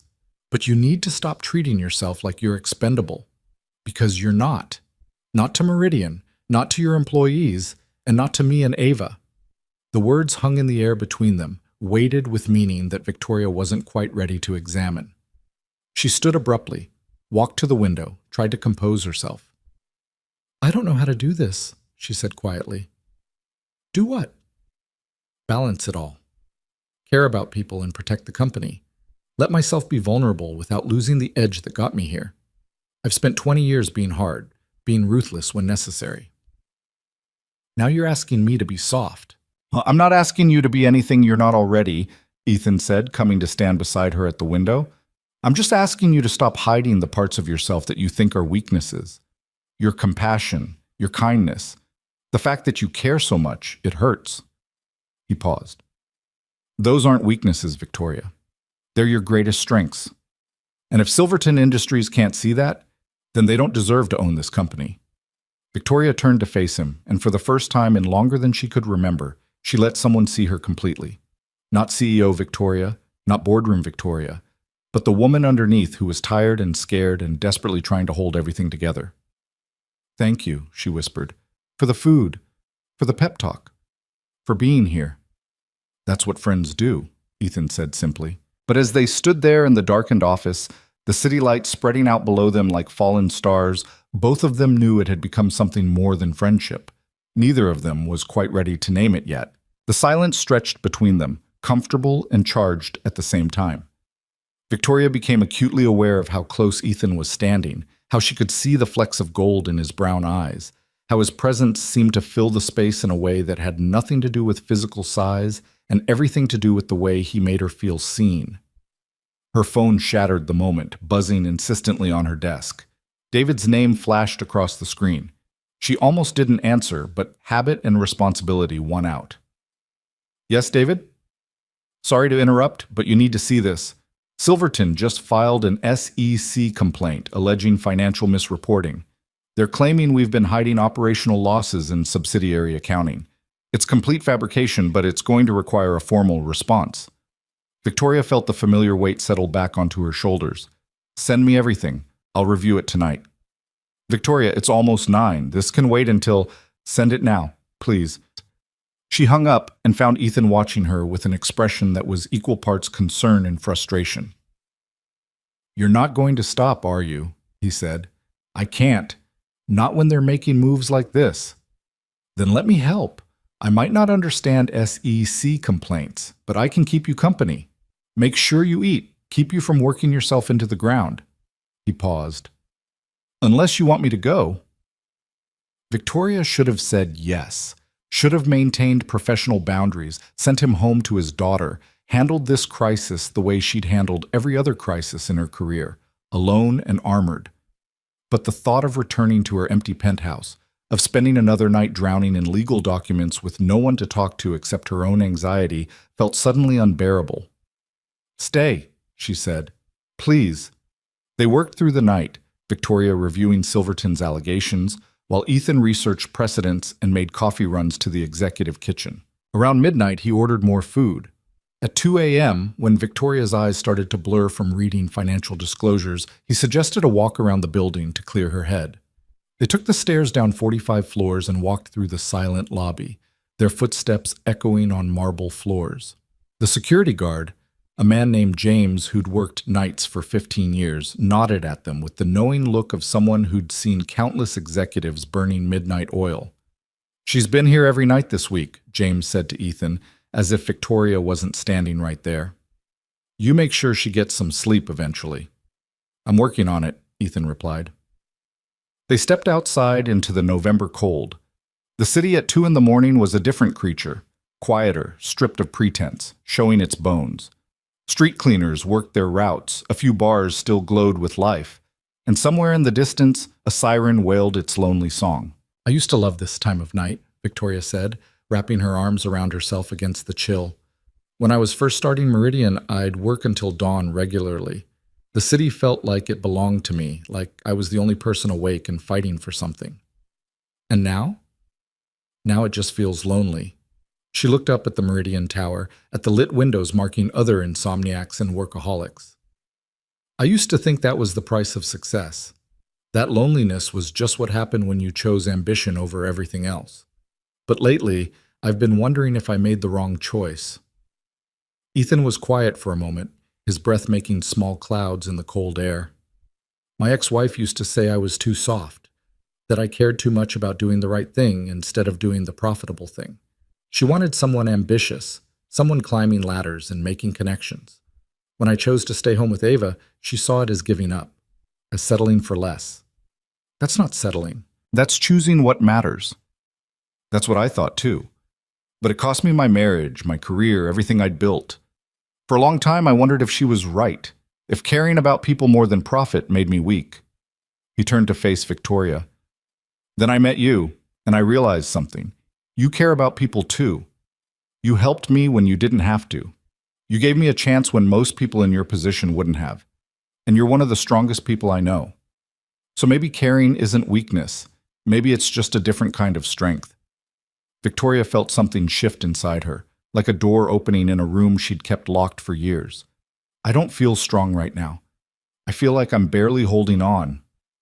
You're holding on because you care. About Meridian, about your employees, about doing things the right way. That's not weakness, Victoria. That's integrity. And it's why you're going to win this fight. How can you be so sure? Because Silverton's fighting for profit. You're fighting for people. And in my experience, people will always beat profit in the long run. He smiled slightly. Besides, you've got me now. And I'm annoyingly persistent. Victoria laughed despite herself, the sound surprising in the quiet street. Yes, you are. They walked back inside, rode the elevator up in comfortable silence, and returned to the war room of Victoria's office. By 4 a.m., they'd drafted a comprehensive response to Silverton's allegations, documented every financial decision they were questioning, and prepared a counter-narrative that painted Silverton as desperate and grasping at straws. We should probably send this to legal before we submit it, Victoria said, stifling a yawn. We should probably sleep before we do anything else, Ethan countered. When's the last time you went home? Victoria tried to remember and couldn't. Tuesday, maybe? Victoria, it's Friday morning. Is it? She looked at her computer clock, genuinely surprised. I thought it was Thursday. Ethan stood, walked around her desk, and gently but firmly closed her laptop. That's it. I'm driving you home. I can drive myself. When's the last time you slept? She didn't answer, which was answer enough. Right. Come on. I'll get David to send a car for your Mercedes tomorrow. He grabbed her coat from the hook by the door, held it out for her. Don't argue. You're exhausted, and I'm not letting you get behind the wheel of a car in this state. Victoria wanted to protest, but the truth was, she could barely keep her eyes open. She let Ethan help her into her coat, grabbed her purse, and followed him to the elevator. In the parking garage, his Honda looked humble next to the sleek German sedans and Italian sports cars, but Victoria had never been more grateful to slide into a passenger seat. Address? Ethan asked, starting the engine. She gave it to him, then leaned her head against the window and closed her eyes. The city slid past in a blur of lights and shadows. She was dimly aware of Ethan's presence, solid and reassuring, aware of the low music he'd put on, something classical and soothing. Thank you, she murmured, for staying, for all of it. You're welcome. Now sleep. I'll wake you when we get there. Victoria meant to stay awake, meant to give him directions, but exhaustion pulled her under like a tide. She woke to Ethan's gentle hand on her shoulder, his voice soft in the underground parking garage of her building. We're here. Can you make it upstairs, or should I help you? Victoria blinked, trying to orient herself. I'm fine, I think. What time is it? Almost 5. You slept the whole drive. He helped her out of the car, waited while she found her building key card. Are you sure you're okay? Because I can come up, make sure you actually make it to bed instead of just collapsing on your couch. The offer was practical, sensible, and completely inappropriate for an employee to make to his CEO. Victoria should have declined, sent him home, maintained the boundaries that had already blurred beyond recognition. Instead, she heard herself say, "Okay." They rode the elevator to the penthouse in silence. Victoria's exhaustion made everything feel slightly unreal, like she was moving through a dream. She let them into her apartment, barely registering Ethan's quiet intake of breath at the panoramic windows and expensive furnishings. "Nice place," he said softly. "It's just a place." Victoria dropped her purse on the entry table, shrugged out of her coat. "I'm not here enough for it to be more than that." She led him through the open concept living space to the kitchen, where she started making coffee out of pure habit. Ethan gently took the coffee pot from her hands. "No more coffee. You need sleep, not caffeine." He opened her refrigerator, found the same thing he'd found in his old apartment. Almost nothing. A bottle of white wine, some takeout containers, eggs that were probably expired. "When's the last time you went grocery shopping?" "I don't know. I usually just order in." Ethan closed the refrigerator, turned to face her with an expression that was part exasperation, part concern. "Victoria, you can't keep living like this. You're running on fumes." "I'm fine." "You're not fine. You're exhausted and stressed and barely eating." He moved closer, his voice gentle. "Let me help you, please." Victoria felt something break inside her, all the carefully maintained walls crumbling under the weight of his genuine concern. "I don't know how to let people help me. I've been doing everything alone for so long, I don't remember how to do it any other way." "Then start small. Go to bed. Actually sleep. Let someone else worry about Silverton and the SEC and board meetings for a few hours." Ethan took her hand, squeezed gently. "Can you do that? For me?" She nodded, too tired to argue anymore. Ethan walked her to her bedroom, waited while she grabbed pajamas from her dresser. When she emerged from the bathroom, he'd pulled back the covers on her bed and opened the blackout curtains just enough to let in the first hints of dawn. "Sleep," he said. "I'll lock up on my way out." "Ethan?" Victoria caught his arm as he turned to leave. "Thank you for everything, for being here, for caring." "That's what friends do," he said, echoing his words from before. But the way he looked at her, the tenderness in his expression, spoke of something deeper than friendship. Victoria climbed into bed, felt the luxury sheets that suddenly seemed meaningless, and let her eyes close. She heard Ethan's footsteps moving away, heard the soft click of her apartment door closing. She should have felt alone, the way she always felt in this too-big apartment. Instead, she felt cared for in a way that made her chest ache. She slept for 12 hours straight. When she woke, the sun was setting, painting her bedroom in shades of gold and amber. Her phone showed dozens of missed calls and messages, but there was one text that made her smile. "Ava wants to know if you're still coming to her school play next week. She's playing a tree. Apparently it's a very important tree." Victoria typed back, "Wouldn't miss it for the world." The response came almost immediately. "She's going to be thrilled. Also, I left some groceries in your fridge, real food, not just wine and questionable takeout. You're welcome."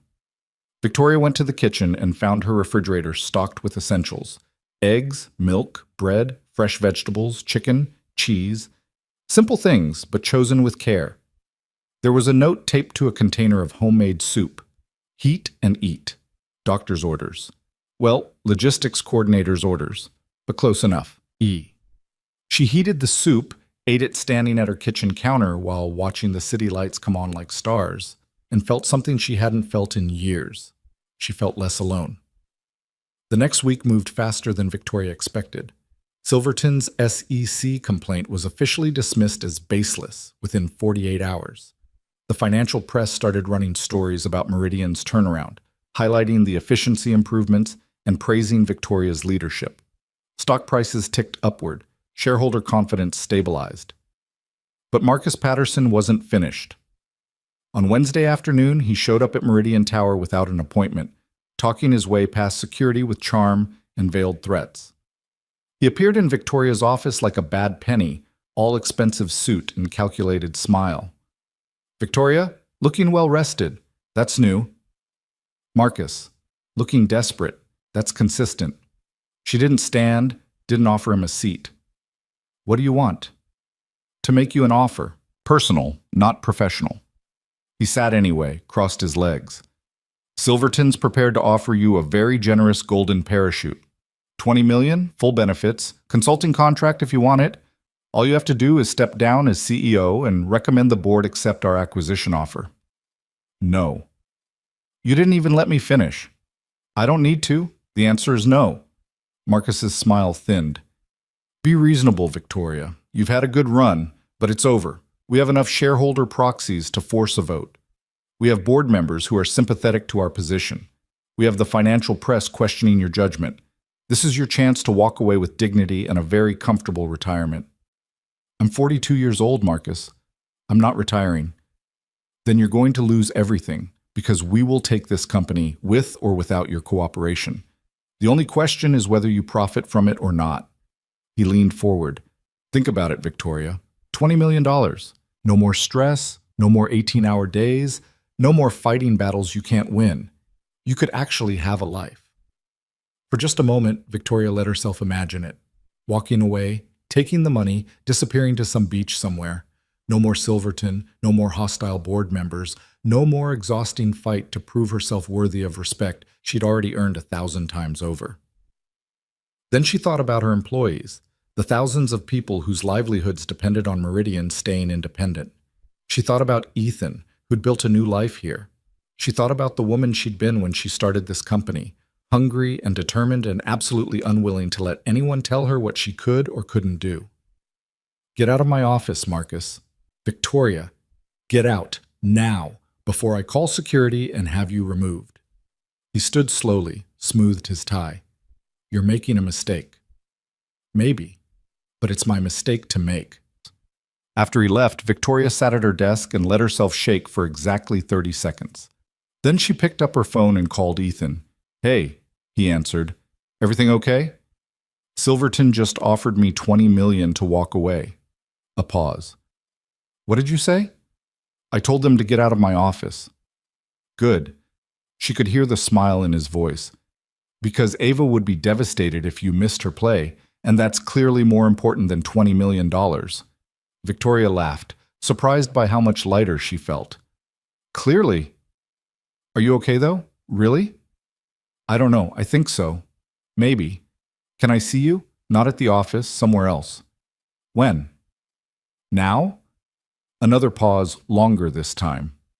I need to pick up Ava from school in 20 minutes, but you could come with me? We could get ice cream after? Victoria looked at her calendar, at the meeting stacked like dominoes through the rest of the afternoon. Then she texted David. Cancel everything. Personal emergency. I'll meet you at Riverside Elementary, she said. 20 minutes. The school parking lot was chaos. Parents in minivans and SUVs jockeying for position. Victoria pulled up in her Mercedes, feeling absurdly out of place among the family vehicles. She spotted Ethan's Honda and parked beside it. He was leaning against the driver's door, and when he saw her, his face lit up in a way that made her heart do something complicated. You came, he said. I came. They didn't touch, didn't do anything that would scandalous in a school pickup line, but something passed between them in that moment. Recognition, maybe. Acknowledgement of what was building between them, slow and inevitable as spring. Ava came running across the parking lot, backpack bouncing, and launched herself at Victoria with the kind of enthusiasm usually reserved for rock stars and ice cream. Victoria, you're here. Did you come to pick me up? Are you coming home with us? Did Daddy tell you about my play? I'm a tree, but not just any tree. I'm the tree that the main character sits under when she's sad, so it's a very important tree. Miss Peterson said so. Victoria caught her, held on, breathed in the scent of chalk dust and strawberry shampoo. Your dad told me, and I wouldn't miss it. They went for ice cream at a small shop that Ava insisted made the best chocolate chip cookie dough in the entire world. They sat at a sticky table by the window, and Ava talked nonstop about school and her upcoming play, and how Emma's hamster had babies, and now there were 5 Professor Whiskers, which was very confusing. Victoria found herself relaxing in a way she never did at business dinners or charity galas. Here, there were no expectations beyond enjoying ice cream and listening to an 8-year-old's stream of consciousness. Here, she could just be Victoria, not CEO Victoria or powerful Victoria or Victoria who had to have all the answers. Victoria, Ava said suddenly, very seriously, are you happy? The question caught her off guard. What? Are you happy? Because Daddy says you work too much and don't smile enough, and I told him that's silly because you smile all the time when you're with us, but he said that's different. That's your real smile, not your work smile. So I wanted to know if you're happy. Ethan looked mortified. Ava, we talked about this. It's okay, Victoria said softly. She looked at this child who somehow saw past all her carefully constructed walls, who asked the questions adults were too polite or too afraid to ask. I'm happier now than I've been in a long time. Because of you and your dad. You've reminded me what it feels like to have people in my life who care about me, not what I can do for them. Good, Ava said, satisfied. Because we care about you a lot. You're part of our family now. Victoria felt tears prick her eyes, completely inappropriate for an ice cream shop on a Wednesday afternoon. Thank you, sweetheart. That means more to me than you know. Later, after they'd dropped Ava at Mrs. Chen's for her weekly piano lesson, Ethan and Victoria sat in his car in the grocery store parking lot, neither quite ready to separate. I'm sorry about the interrogation, Ethan said. She's been on this kick lately about making sure people are happy. I think it's because her teacher did a unit on emotions, and now she thinks she's a tiny therapist. She's wonderful. You've raised an incredible kid. I've tried, though most days I feel like I'm just stumbling through it and hoping for the best. He turned to face her. Victoria, can I ask you something? Of course. What are we doing here? I mean, I know what this looks like from the outside, CEO and employee, completely inappropriate, HR nightmare waiting to happen. But when I'm with you, it doesn't feel like that. It feels like something real, something worth risking complications for. Victoria's heart was hammering. They'd been dancing around this for weeks, acknowledging it without naming it. But here, in the fading afternoon light, in a parking lot that smelled like exhaust and possibility, the truth demanded to be spoken. I don't know what we're doing, she admitted. All I know is that before I met you, I was successful and accomplished and completely alone. I told myself that was enough, that achievement was its own reward. But then you changed my tire in the rain, and suddenly I remembered what it felt like to be seen as a person instead of a position. And now I can't imagine going back to the way things were before. So what do we do about it? I don't know. I'm your boss. There are rules, policies, potential conflicts of interest. If anyone found out, it could damage both our careers. It could give Silverton ammunition they could use against me. It could... Ethan reached across the center console and took her hand. Or it could be the best decision either of us ever made. Victoria looked at their joined hands, at the contrast between her manicured nails and his working calluses that hadn't quite faded yet. She thought about risk and reward, about playing it safe versus taking chances. She'd built her entire career on calculated risks, on seeing opportunities others missed and having the courage to seize them. This felt like the biggest risk of all. I care about you, she said quietly. More than I should, given the circumstances. More than is probably wise. I care about you too. Have since that night when you stayed to make sure I was okay, when you could have just called an ambulance and left. You saw me at my lowest, and you didn't turn away. That meant something. Where do we go from here? Honestly, I have no idea, but I know I don't want to pretend anymore. Don't want to act like this is just friendship when it's clearly become something more. He squeezed her hand gently. We don't have to have all the answers right now. We can take it slow, figure it out as we go. But I need to know if you're willing to try. Victoria thought about Marcus Patterson's offer, about walking away with $20 million and a clean slate. She thought about the safer choice, the easier path, the version of her life where she stayed in her lane and didn't risk her heart on a man who'd stumbled into her life by accident. Then she thought about Ava drawing her into family portraits, about Ethan bringing her soup when she was exhausted. about feeling less alone than she had in decades. "Yes," she said, "I'm willing to try." The smile that spread across Ethan's face was worth every complication that might follow. He brought her hand to his lips, kissed her knuckles gently, and Victoria felt something shift in her chest, like a door opening to let light into a long, dark room. They sat there for a while longer, holding hands in a grocery store parking lot, and Victoria realized that for the first time in 20 years, she wasn't thinking about quarterly earnings or shareholder value or hostile takeovers. She was just thinking about being happy. The decision to try changed everything and nothing at the same time. At work, they maintained professional distance, careful not to give anyone reason to question their relationship. But after hours, in the spaces between obligation and expectation, they built something fragile and real. Victoria started leaving the office at reasonable hours, joining Ethan and Ava for dinner twice a week. She learned that Ava hated broccoli, but would eat it if you called it tiny trees and pretended they were in a forest. She discovered that Ethan sang off key in the kitchen while cooking and had a terrible habit of leaving cabinet doors open. She found herself laughing more, sleeping better, feeling like a person instead of just a position.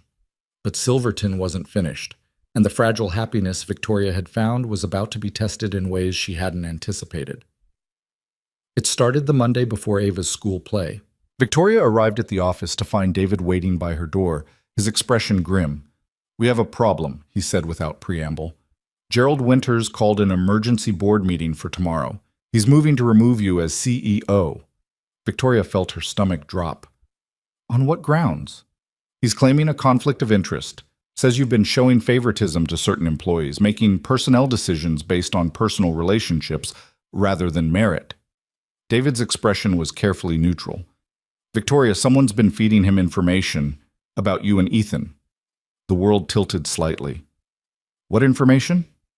"That you hired him under questionable circumstances. That you've been seen together outside of work. That you're in a romantic relationship with a subordinate, which violates company policy." David paused. "Is any of that true?" Victoria sank into her chair, her mind racing. "The hire was legitimate. Jennifer Park made the decision based on merit. But yes, Ethan and I have become close. And yes, it's become more than friendship. Then we have a problem. Because if the board can prove a conflict of interest, they can remove you for cause. No severance, no golden parachute, just out. And with you gone, they'll accept Silverton's offer within a week." Victoria felt fury rise in her chest, hot and clarifying. "Marcus Patterson. He's been having me followed." "That would be my guess. The question is, what do we do about it?" She thought fast, weighing options and consequences. She could end things with Ethan, claim it was nothing serious, try to save her position by sacrificing the relationship. It would be the smart play, the safe play, the kind of ruthless calculation that had gotten her this far. But looking at David's concerned face, thinking about Ethan's gentle hands and Ava's bright smile, Victoria realized she was tired of sacrificing the things that mattered for the things that were supposed to matter. "Set up the meeting," she said, "and get me everything we have on Silverton's financial practices. If they want to play dirty, we'll play dirtier." The next 24 hours were a blur of preparation and strategy. Victoria worked with her legal team to document every decision she'd made regarding Ethan's hire, proving it was based on merit and approved by multiple people. She had Jennifer Park draft a detailed memo about the interview process and why Ethan was the best candidate.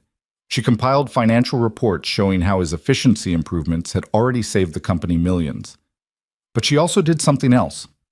She called in favors from old contacts in financial journalism and had them dig into Silverton Industries' own practices.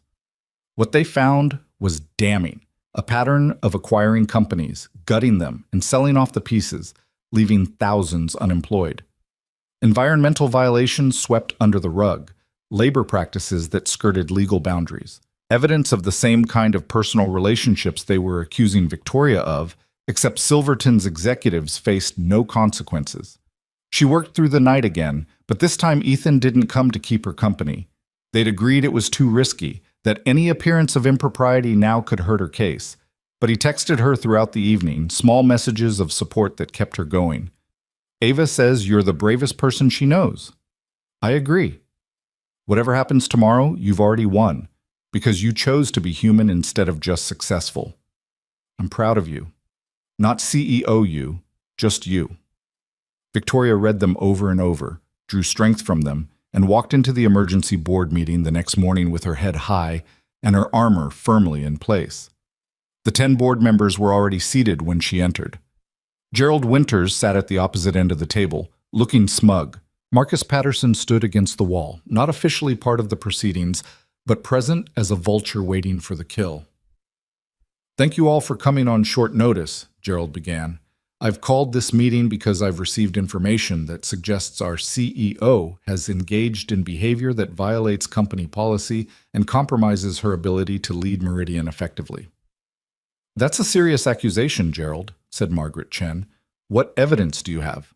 Gerald slid a folder across the table. "Photos of Ms. Hale with Ethan Cole, one of our employees, in various non-professional settings. Documentation showing she personally intervened to secure his hiring.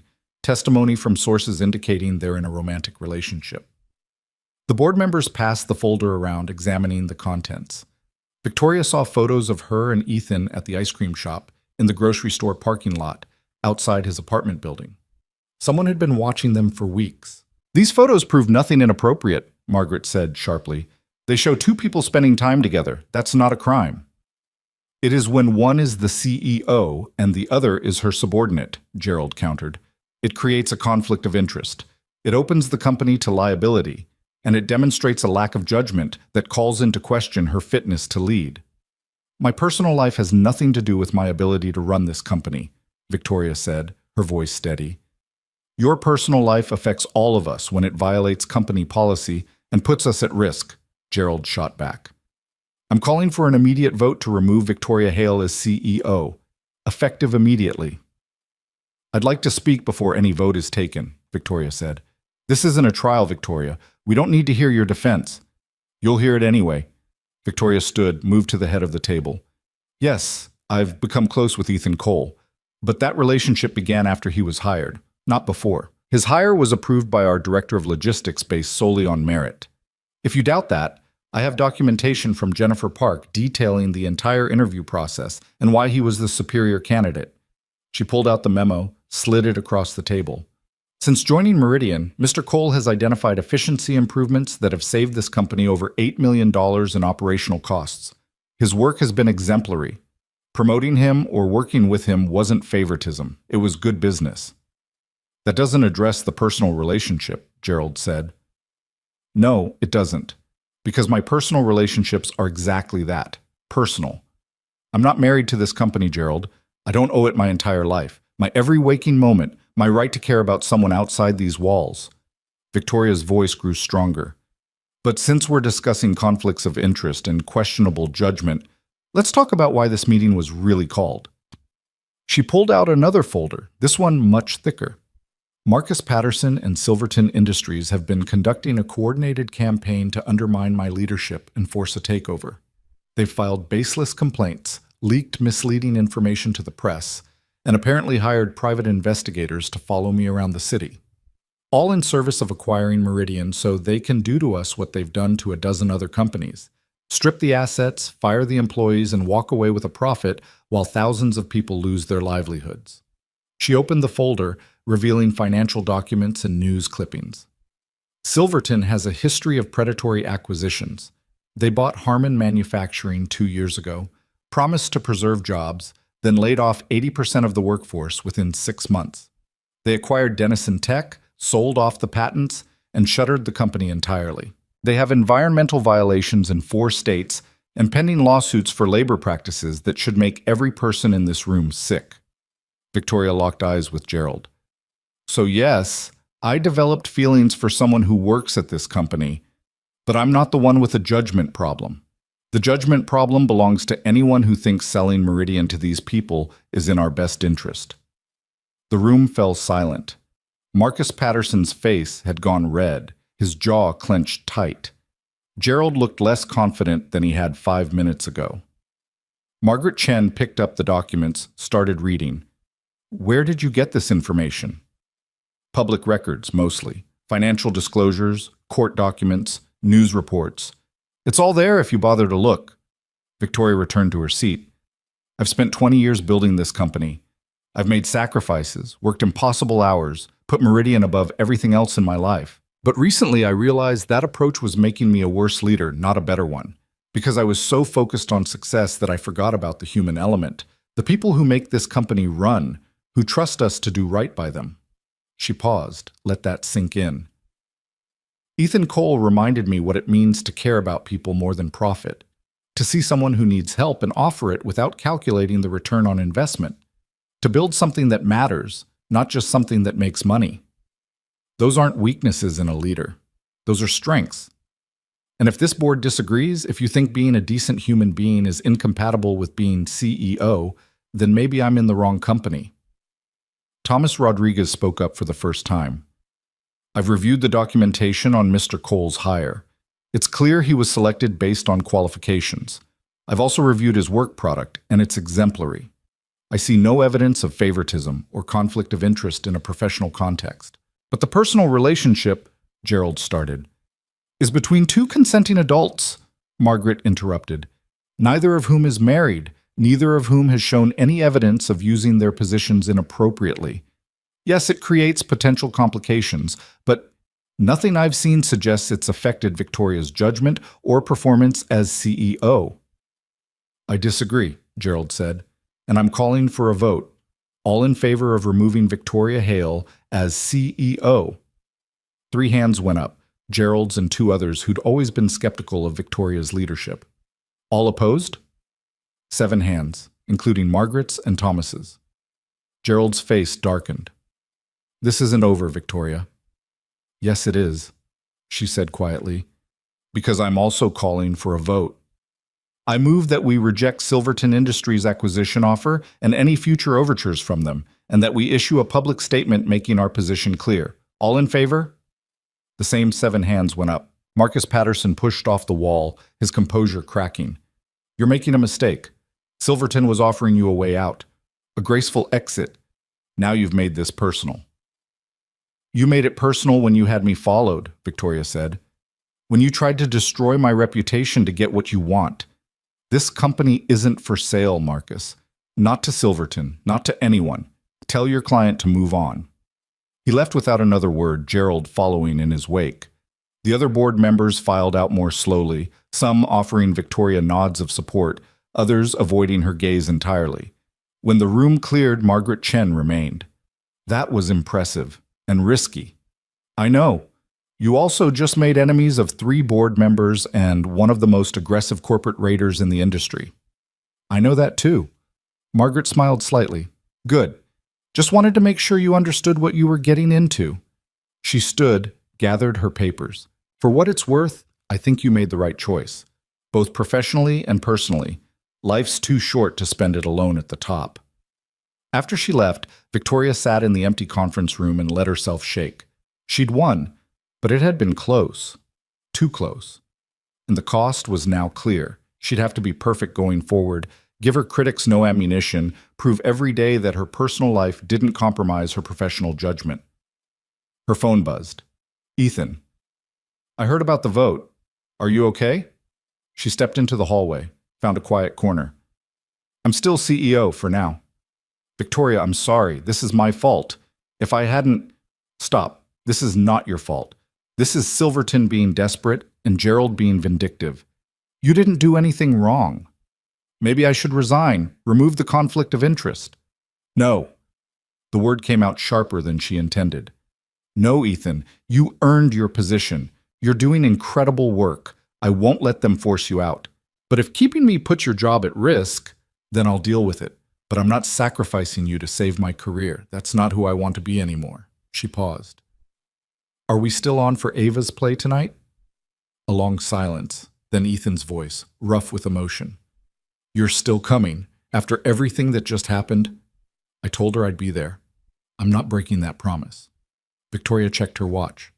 What time does it start? 7. But Victoria, if you need to, I'll be there at 6:30. Save me a seat. That evening, Victoria left the office at 5:30, an almost unheard of departure time. She drove to Riverside Elementary, parked among the minivans and SUVs, and found Ethan waiting by the entrance. He looked nervous, dressed in slacks and a button-down. holding a bouquet of flowers that were clearly meant for Ava. "Hey," he said softly. "Hey yourself." Victoria wanted to hug him, to feel his arms around her after the brutal day, but they were in public, at his daughter's school, and the scrutiny on their relationship had never been higher. "Thank you for coming," Ethan said. "I know today was hell. You didn't have to. I wanted to. Ava's important. This is important." They found seats in the crowded auditorium, surrounded by parents and siblings and grandparents all there to watch their kids perform. Victoria felt conspicuous in her work clothes, still dressed like a CEO while everyone else wore jeans and casual sweaters. But when the lights dimmed and the curtain rose, all of that fell away. The play was a children's adaptation of a fairy tale, something about a princess who learned that kindness mattered more than crowns. Ava appeared in the second scene, standing stage left in a brown costume decorated with paper leaves, her arms spread wide to represent branches. She was utterly committed to her role as a tree, standing perfectly still while other children danced around her. When the princess sat beneath her branches to cry, Ava even rustled her leaves sympathetically. It was absurd and adorable and perfect. Ethan leaned close to whisper, "She practiced that leaf rustle for 2 weeks." Victoria found herself smiling, genuinely and completely. After everything, the board meeting, the threats, the photos, the vote, this moment of pure innocence felt like medicine. The play ended to enthusiastic applause. Children took their bows, beaming at the crowd.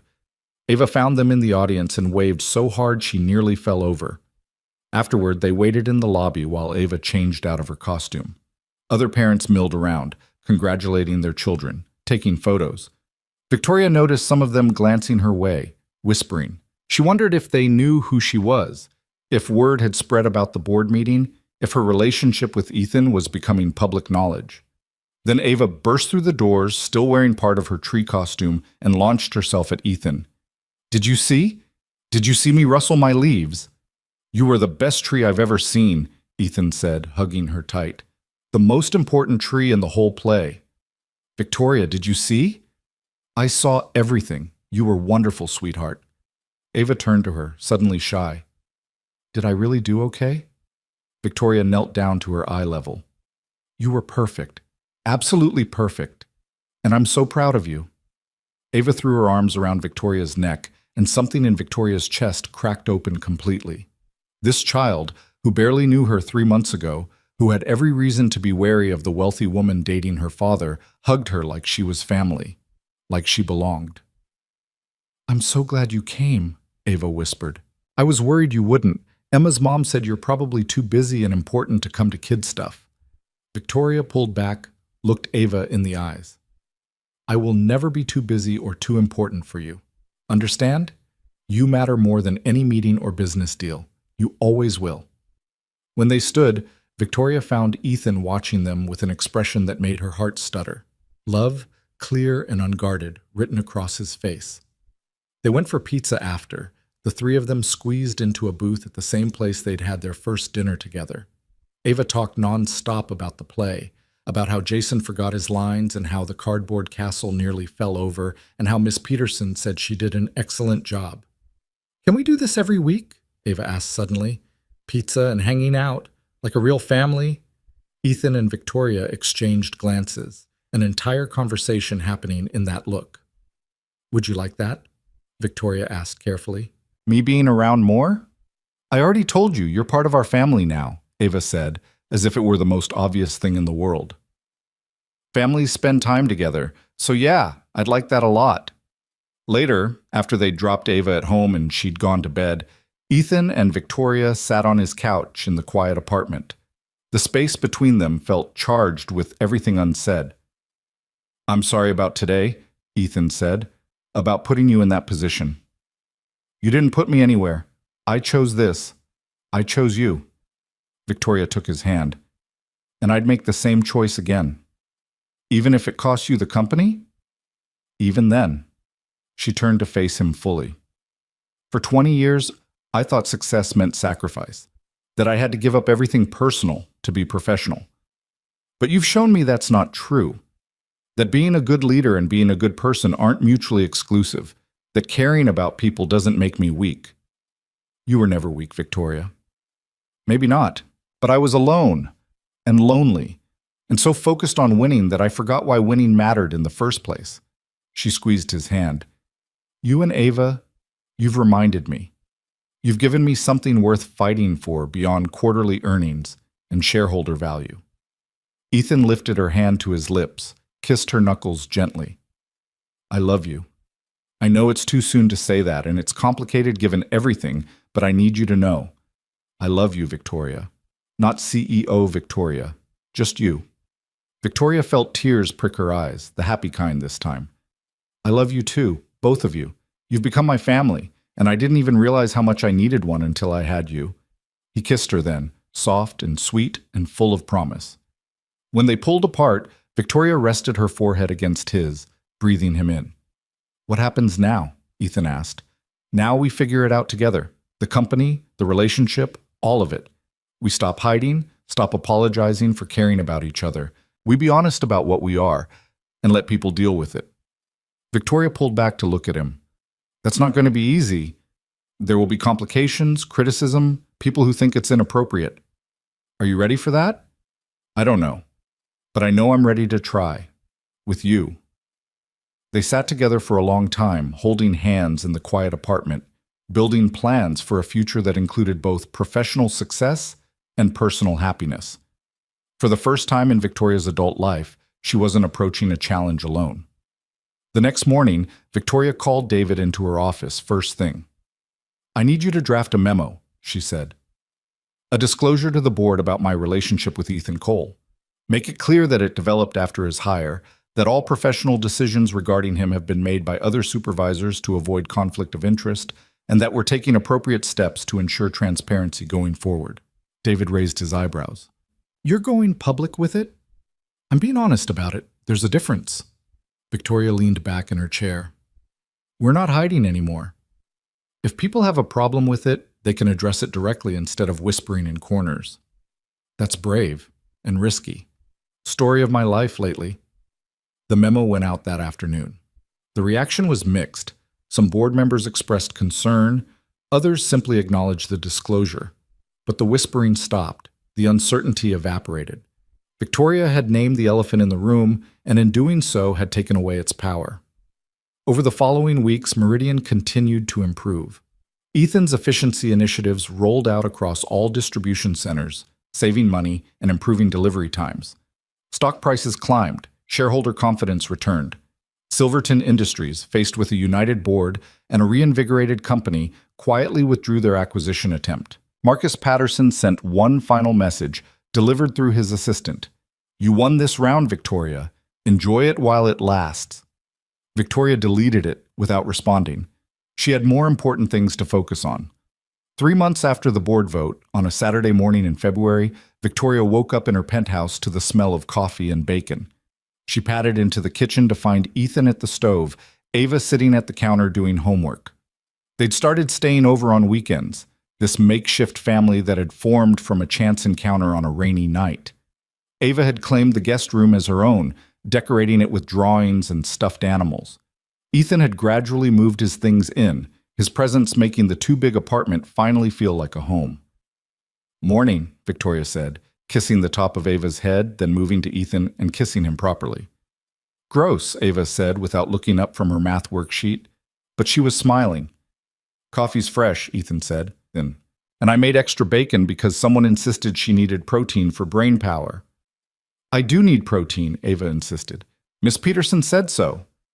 Victoria poured coffee, settled onto a stool beside Ava. What are you working on? Fractions. They're annoying. Want help? For the next 20 minutes, they worked through the problems together while Ethan cooked breakfast. It was ordinary and domestic, and perfect in ways Victoria never could have imagined wanting. This was what she'd been missing. Not grand gestures or expensive gifts, but quiet Saturday mornings with people who loved her. After breakfast, Ava announced she needed to go to Emma's house to work on a science project. Can you drive me? She asked Ethan. Actually, Victoria said, surprising herself. I can take you, if that's okay. Ava's face lit up. Really? Really, I don't have any meetings today. I'd like to spend time with you. The drive to Emma's house took 15 minutes. Ava talked the entire way, filling Victoria in on the science project, the latest school drama, her plans for her upcoming birthday party. "Victoria," she said as they pulled up to Emma's house, "can I ask you something?" "Of course." "Are you going to marry my daddy?" Victoria's hands tightened on the steering wheel. "That's a big question, sweetheart." "I know, but I want to know. Because if you are, then you'd be my mom. Well, not my real mom, but like my other mom. And I think that would be nice." Victoria turned off the engine, twisted in her seat to look at this wise, wonderful child. "Would you be okay with that? If your dad and I got married someday?" "Are you kidding? It would be the best thing ever." Ava grinned. "You make him happy, like really happy, not fake happy. And you make me happy too. So yeah, I'd be super okay with it." "Well, your dad hasn't asked me yet, but if he does, you'll be the first to know. Deal?" "Deal." Ava hugged her quickly, then grabbed her backpack. "Thanks for the ride. Love you." She was out of the car before Victoria could respond, bounding toward Emma's front door. But the words echoed in the car after she left, casual and matter-of-fact and absolutely transformative. "Love you." Victoria drove back to the penthouse with tears streaming down her face, the happy kind that came from having something you never knew you needed. Ethan was cleaning up from breakfast when she returned. He took one look at her face and set down the dish towel. "What happened? Is Ava okay?" "She's fine. She's perfect." Victoria moved into his arms, held on tight. "She said she loves me." Ethan's arms tightened around her. "Of course she does. We both do." "I know, but hearing her say it, so casual and easy, like it was the most obvious thing in the world." Victoria pulled back to look at him. "Ethan, I've spent my whole adult life building a company, chasing success, trying to prove I was worthy of respect and recognition. But nothing I've accomplished, none of the money or power or prestige, has ever made me feel the way I felt when your daughter said she loves me. She means it, you know. She's been asking when you're going to move in permanently, when we're all going to be a real family." "What did you tell her?" Ethan took her hand, led her to the couch where they'd spent so many evenings talking and planning and building this unexpected life together. "I told her that was up to the adults to figure out. But Victoria, I need to know something. Is this what you want? Not just dating, not just spending weekends together, but really committing to this. To us. To being a family." Victoria thought about her life before that rainy night, the empty penthouse, the endless work hours, the success that felt hollow because there was no one to share it with. Then she thought about Saturday morning breakfasts and school plays and homework help and the way Ava drew her into family portraits. "Yes," she said, "this is exactly what I want." Ethan smiled, that genuine expression that still had the power to make her heart skip. "Good. Because Ava's already planning the wedding. Apparently there need to be horses involved. I'm not sure why, but she's very insistent." Victoria laughed, imagining it. "Horses it is then." "So we're doing this? Really doing this? We're really doing this." Ethan kissed her, deep and sweet, a promise of all the ordinary extraordinariness to come. When they pulled apart, Victoria felt more certain than she ever had closing a business deal or winning a board vote. 6 months later, on a perfect autumn day almost exactly a year after Victoria's tire had blown on that rainy night, they got married in a small ceremony in the gardens behind Meridian Tower. Ava served as flower girl, wearing a dress she'd picked out herself and carrying a basket of petals that she scattered with theatrical flair. The guest list was small. David and his husband, Jennifer Park, and her family, Margaret Chen and Thomas Rodriguez from the board, Mrs. Chen from the old apartment building, Emma and her parents, and a handful of other people who actually mattered to them. No business contacts, no networking opportunities, just the people they loved. Victoria wore a simple dress, elegant and understated. Ethan wore a suit that actually fit, his hair slightly messy in the way that made him look approachable instead of polished. When he saw her walking down the makeshift aisle, his eyes filled with tears. "You look beautiful," he whispered when she reached him. "You clean up pretty well yourself." They exchanged vows they'd written themselves, promising not just love and fidelity, but partnership and honesty and the courage to keep choosing each other, even when it was complicated.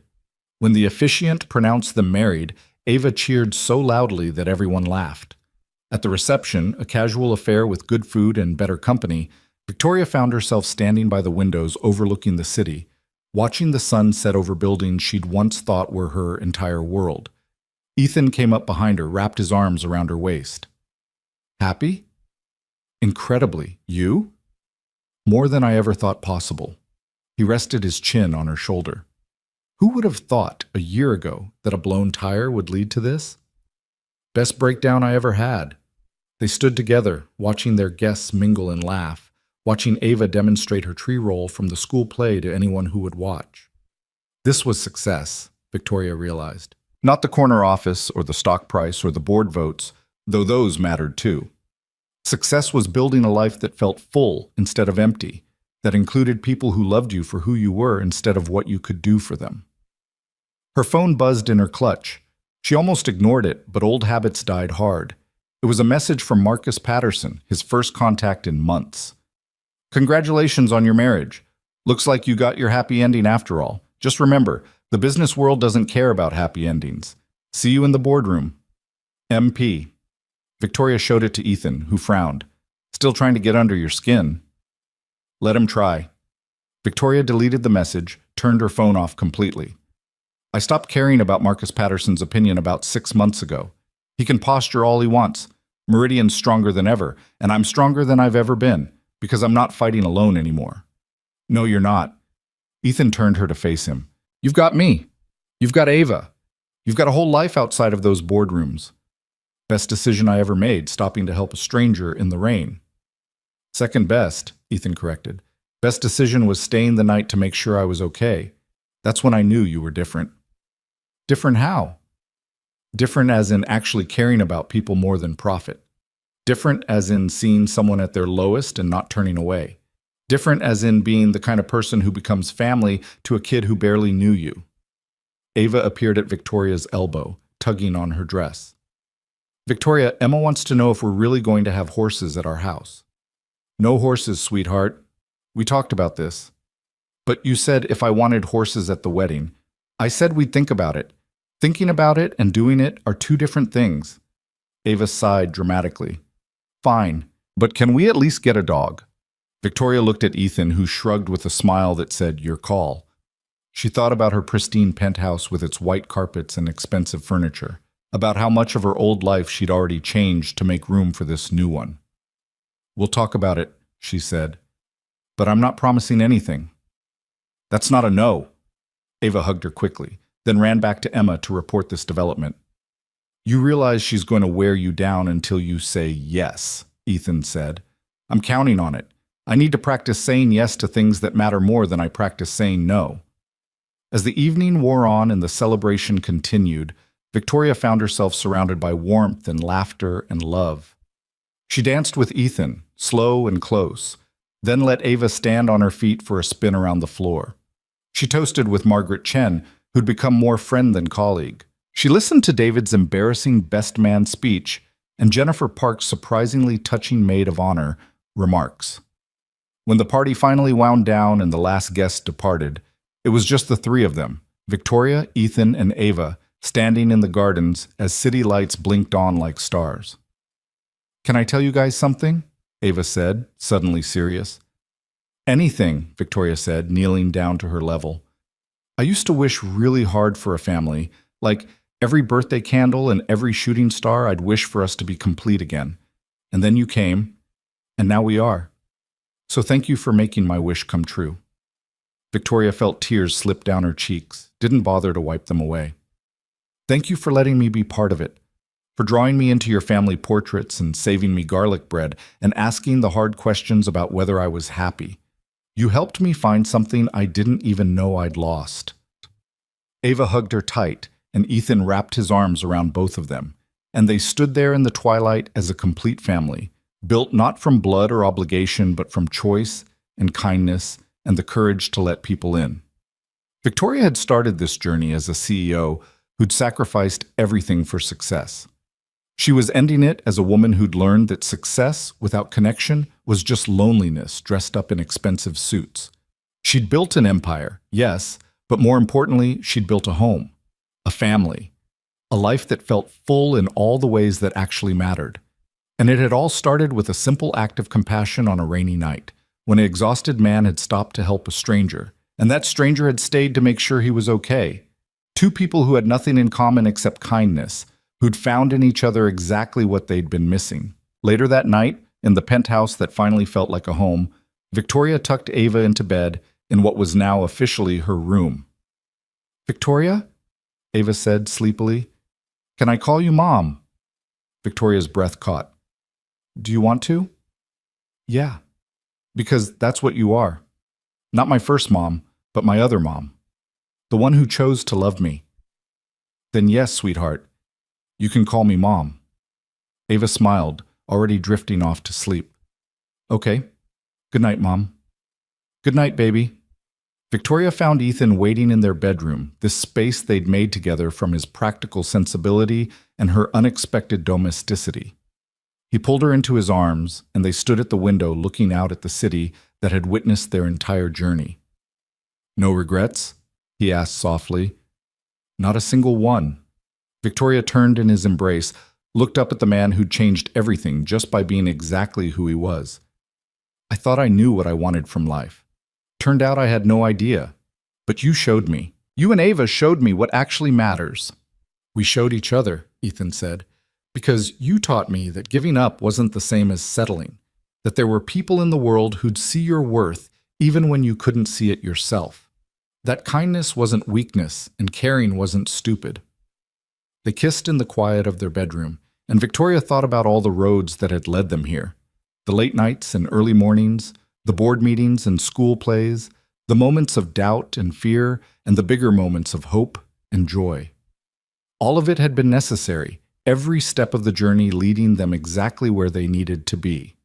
Tomorrow, she'd go back to being CEO, to fighting battles and making decisions, and proving herself worthy of the position she'd fought so hard to keep. But tonight, she was just Victoria. Wife, mother, partner, friend.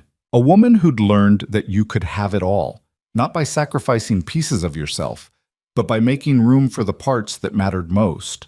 She'd changed a stranger's tire in the rain and received far more than she'd given. She'd opened her door to someone in need and found her way home.